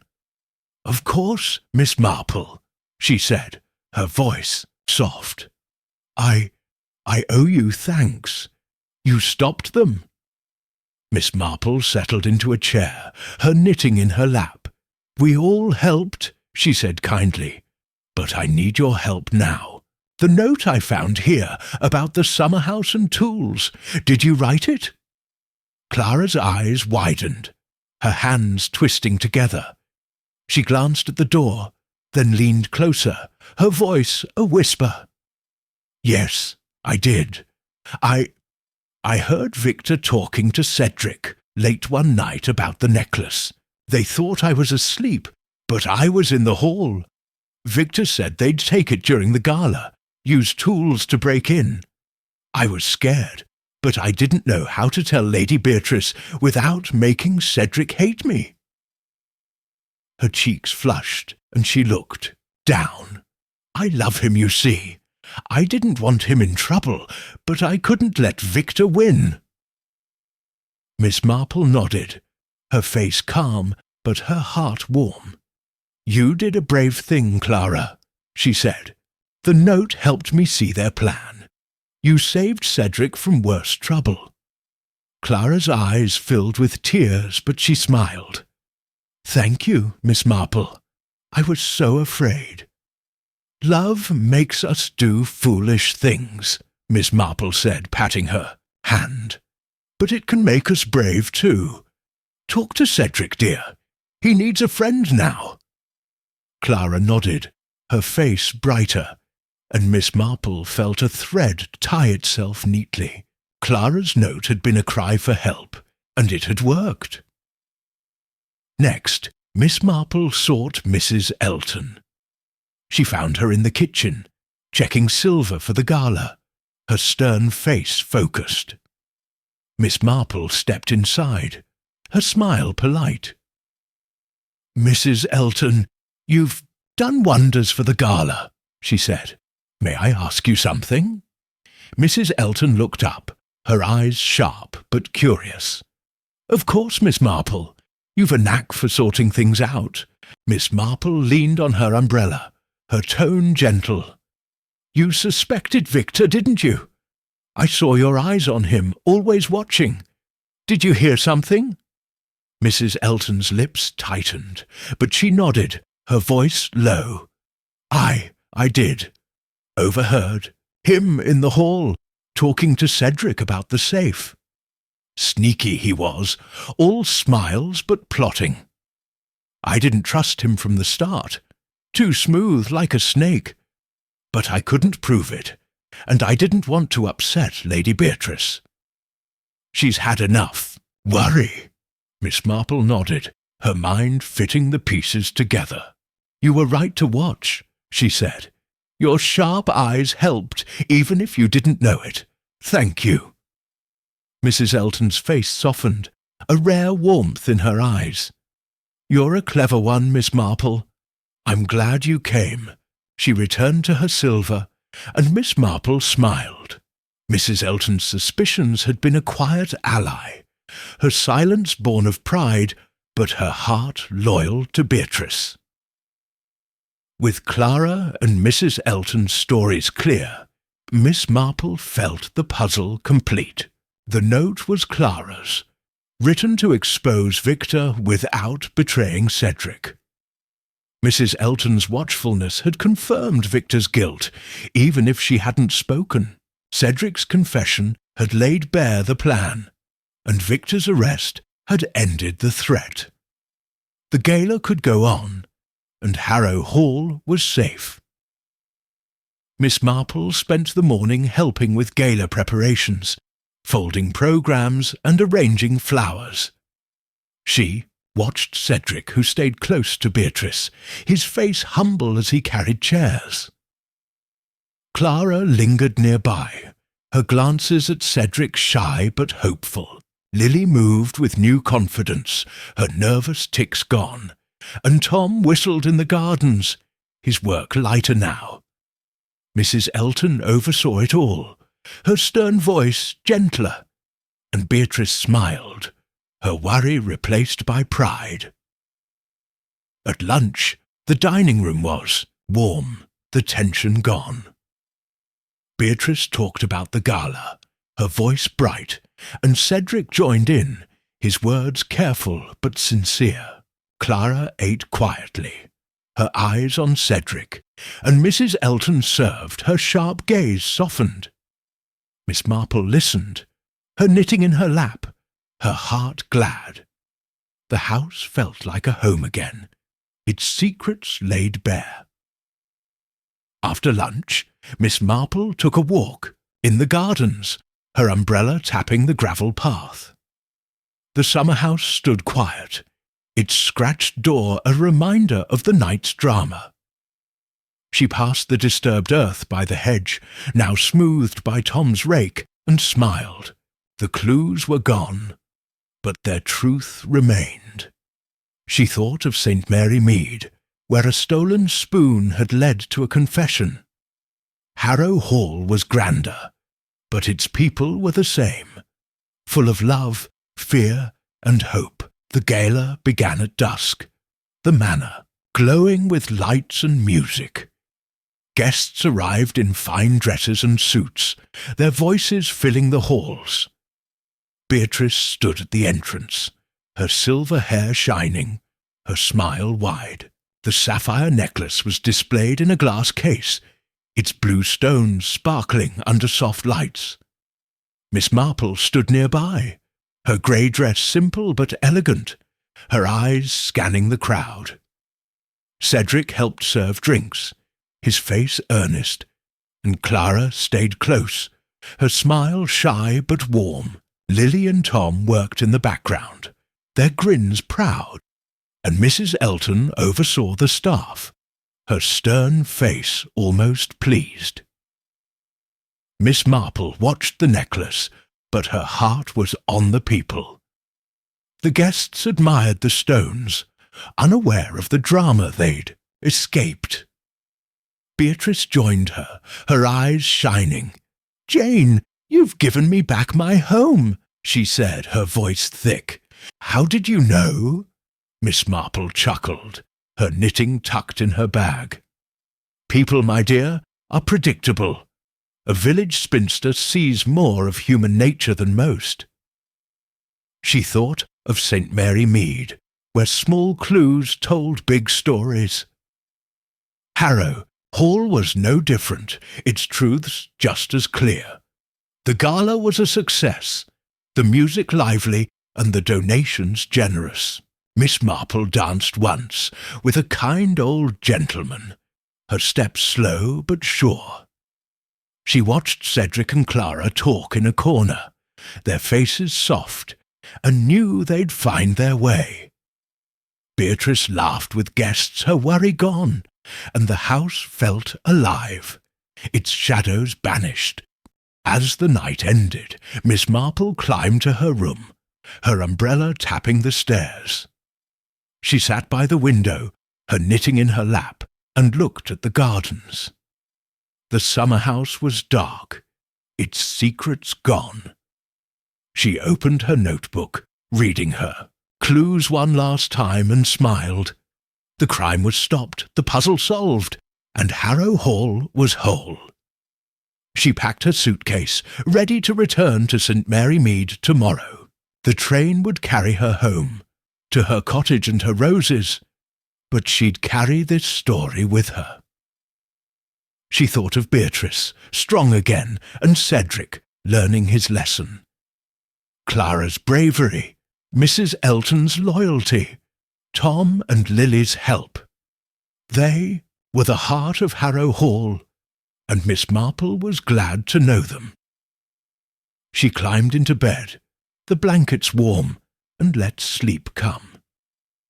The gaoler's music echoed in her dreams, mixed with safes, notes, and a necklace that stayed safe. Miss Marple slept soundly, her quiet smile ready for the next mystery, wherever it might be. Chapter 9. Return to St. Mary Mead. The morning sun slipped through the lace curtains of Miss Jane Marple's cottage in St. Mary Mead, painting soft patterns on the familiar wooden floor of her parlour. She sat in her favourite armchair, a worn but cosy spot by the window, her knitting needles clicking as she finished her pale pink shawl. The air was crisp, carrying the scent of autumn leaves and damp earth, and the village outside was quiet, its cottages and shops waking slowly. Miss Marple sipped strong tea from a china cup, her sharp blue eyes scanning the garden where late roses bloomed among scattered leaves. She was home, back from Harrow Hall, and the weight of the mystery she'd solved felt like a warm blanket around her heart.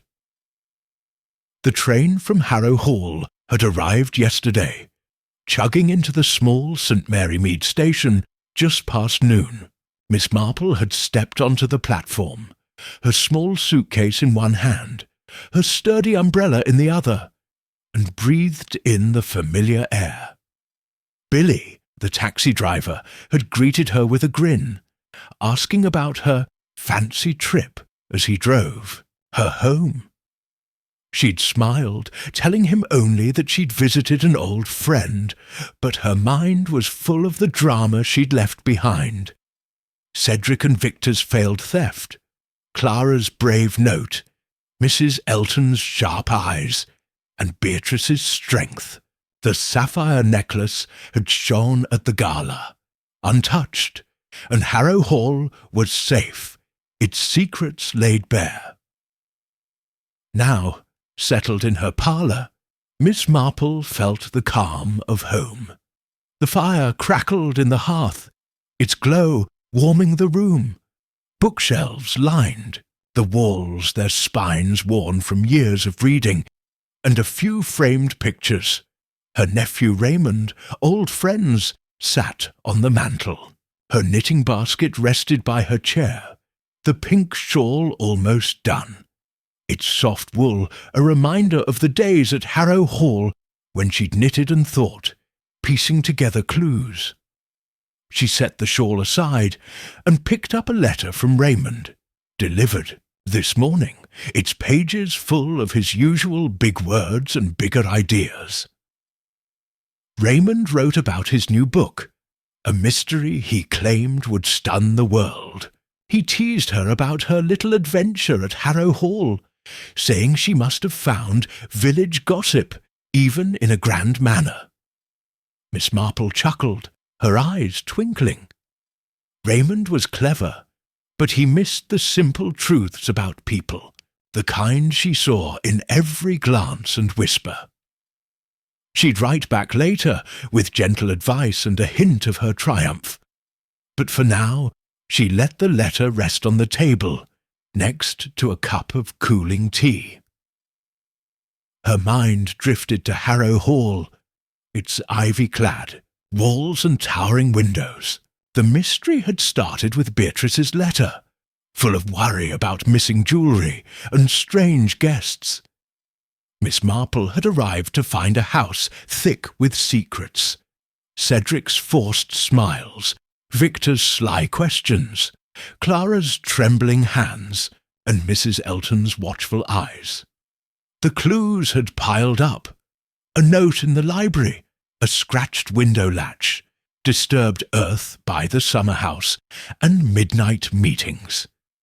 She'd set a trap, using a fake necklace to lure Victor and Cedric into the study, where they were caught before the crime could happen.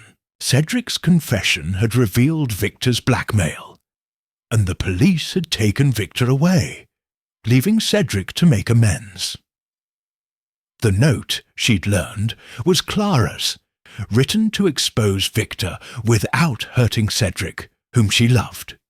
Mrs. Elton's suspicions, born of overheard whispers, had helped confirm the truth. The gala had gone on, the real necklace sparkling, and Beatrice had thanked her with tears in her eyes. Miss Marple smiled, her knitting needles still. No crime had occurred, yet she'd stopped one, and that felt better than any solved mystery. She rose from her chair, her movement slow but sure, and crossed to the window. The garden was tidy, her roses still bright despite the season. A sparrow flitted among the bushes, and chimney smoke curled from the village cottages. St. Mary Mead was small, its streets and shops familiar, but it held as many secrets as Harrow Hall. Miss Marple knew every face. Mrs. Price sweeping her step, young Tommy chasing cats, Mr. Polk at the post office with his gossip. Each had a story, and she'd unravelled many, from stolen spoons to hidden lies.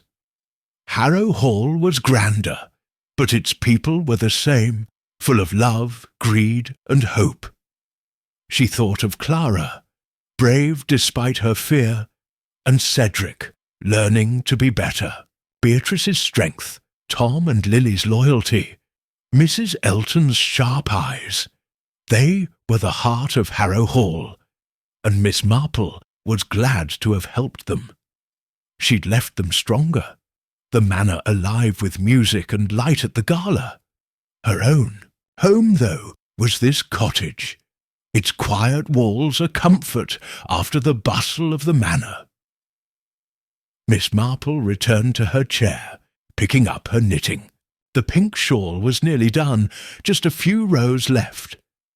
She worked steadily, her needles clicking, her mind wandering to the note in the library.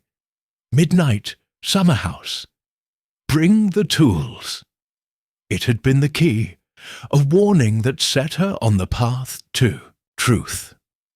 In St. Mary Mead, a scribbled letter had once led her to a thief, and she saw the same pattern at Harrow Hall. People left clues, careless in their haste, and Miss Marple was good at finding them. She paused, setting the shawl down, opened her notebook, its pages a map of the mystery. Note in library. Scratched latch. Victor's plan. Cedric's confession. Clara's note. Mrs. Elton's suspicions. The words were simple, but they told a story of greed and redemption. She added a final line. No crime, but truth found. She closed the book.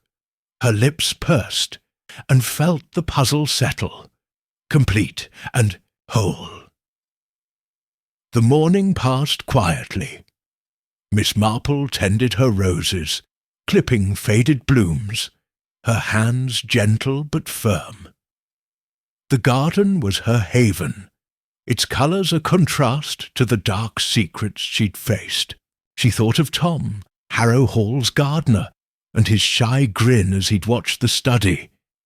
He'd be tending his roses now, proud of his part in the trap. She smiled, brushing dirt from her hands. and went inside to make lunch. Lunch was simple: soup and bread with an apple from her tree. She ate at the kitchen table, a small space with a view of the back garden where sparrows darted among the hedges. As she ate, she thought of Beatrice's dining room, its long table and silver candlesticks. The meals there had been tense, full of hidden glances, but the last one, after Victor's arrest, had been warm, like a family healing. Miss Marple hoped Cedric was keeping his promise, helping Beatrice and earning Clara's trust. After lunch, she wrote to Raymond, her pen moving across plain stationery. She teased him about his stunning book, suggesting he add a spinster sleuth who saw more than his dashing heroes. She mentioned Harrow Hall briefly, saying only that she'd helped a friend with a small trouble. Raymond would guess there was more, but she'd tell him in person, with a twinkle in her eye. She sealed the letter, ready to post it later, and returned to her knitting, the pink shawl growing with each row. The afternoon was peaceful, the village humming with its usual rhythm. Miss Marple walked to the post office, her umbrella tapping the path, and handed her letter to Mr. Polk. He grinned, his round face eager for news. "Back from the manor, Miss Marple?" he asked. "Heard you sorted out some trouble up there." She raised an eyebrow, her smile mild. "Just a visit to a friend, Mr. Polk. Nothing exciting." He chuckled, not fooled. "You always say that, but I know better. You're sharper than most." She bought stamps and left, her heart light. The village knew her, trusted her, and that was enough. Back home, she settled in her parlour, the fire glowing as the sun dipped low. She thought of Harrow Hall's gala, its music and laughter, the necklace shining in its case. No one had known how close it came to being stolen, but Miss Marple did, and that was her reward. She'd stopped a crime before it happened, a quiet victory that warmed her more than the fire. Her knitting needles clicked, the pink shawl finished at last. She held it up, its soft folds catching the light, and smiled. It would go to her niece, a gift from her little adventure. She folded it carefully, tucking it into her basket, and picked up a new ball of wool, ready for the next project. Life, she knew, was like knitting. Each stitch a moment, each row a story, building something whole. She thought of Beatrice's last words, full of thanks, and Cedric's promise to change. Clara's shy smile, Mrs. Elton's nod, Tom and Lily's pride. They were the real treasure of Harrow Hall, not the necklace. Miss Marple had seen their hearts, helped them heal, and left them better. She hoped they'd write, keeping her part of their story. The evening settled. The village dark outside. Her window, Miss Marple sipped tea, her cup warm in her hands, and looked at the garden, its roses silver in the moonlight. She thought of the summer house at Harrow Hall, its scratched door, a silent witness to the truth. In St. Mary Mead, her own shed held no secrets, but the village did, and she was ready for them. She opened her notebook one last time, reading her clues, each a step to the truth. No crime, but truth found. She closed it, her smile small but sure. The world was full of mysteries, big and small, and Miss Marple was never done solving them. A stolen apple, a whispered lie, a grand theft stopped. They were all the same, threads in the fabric of human nature. She rose, her knees creaking, and crossed to the mantel, where a photo of Raymond grinned at her. She'd see him soon, teasing him about his books and sharing a hint of Harrow Hall. For now she was home, her cottage a haven, its quiet walls full of stories. She thought of Beatrice, strong again, and Clara, brave in love. The world turned, mysteries waiting, and Miss Marple was ready, with her knitting, her tea, and her unshakable mind. She climbed the stairs to her bedroom, the cottage creaking softly, a sound she loved. In her small room she changed into her nightgown and knelt by the bed, saying a quick prayer for wisdom and peace. She slipped under the covers, the wool blanket warm, and looked at the moonlight through the window, silver and soft like the truth she'd found. Prevention, she murmured, her voice a whisper, is better than cure. She closed her eyes, her dreams filled with gardens, safes, and a pink shawl wrapping up a mystery solved. St. Mary Mead slept, and Miss Marple did too, her quiet smile ready for the next puzzle, wherever it might be.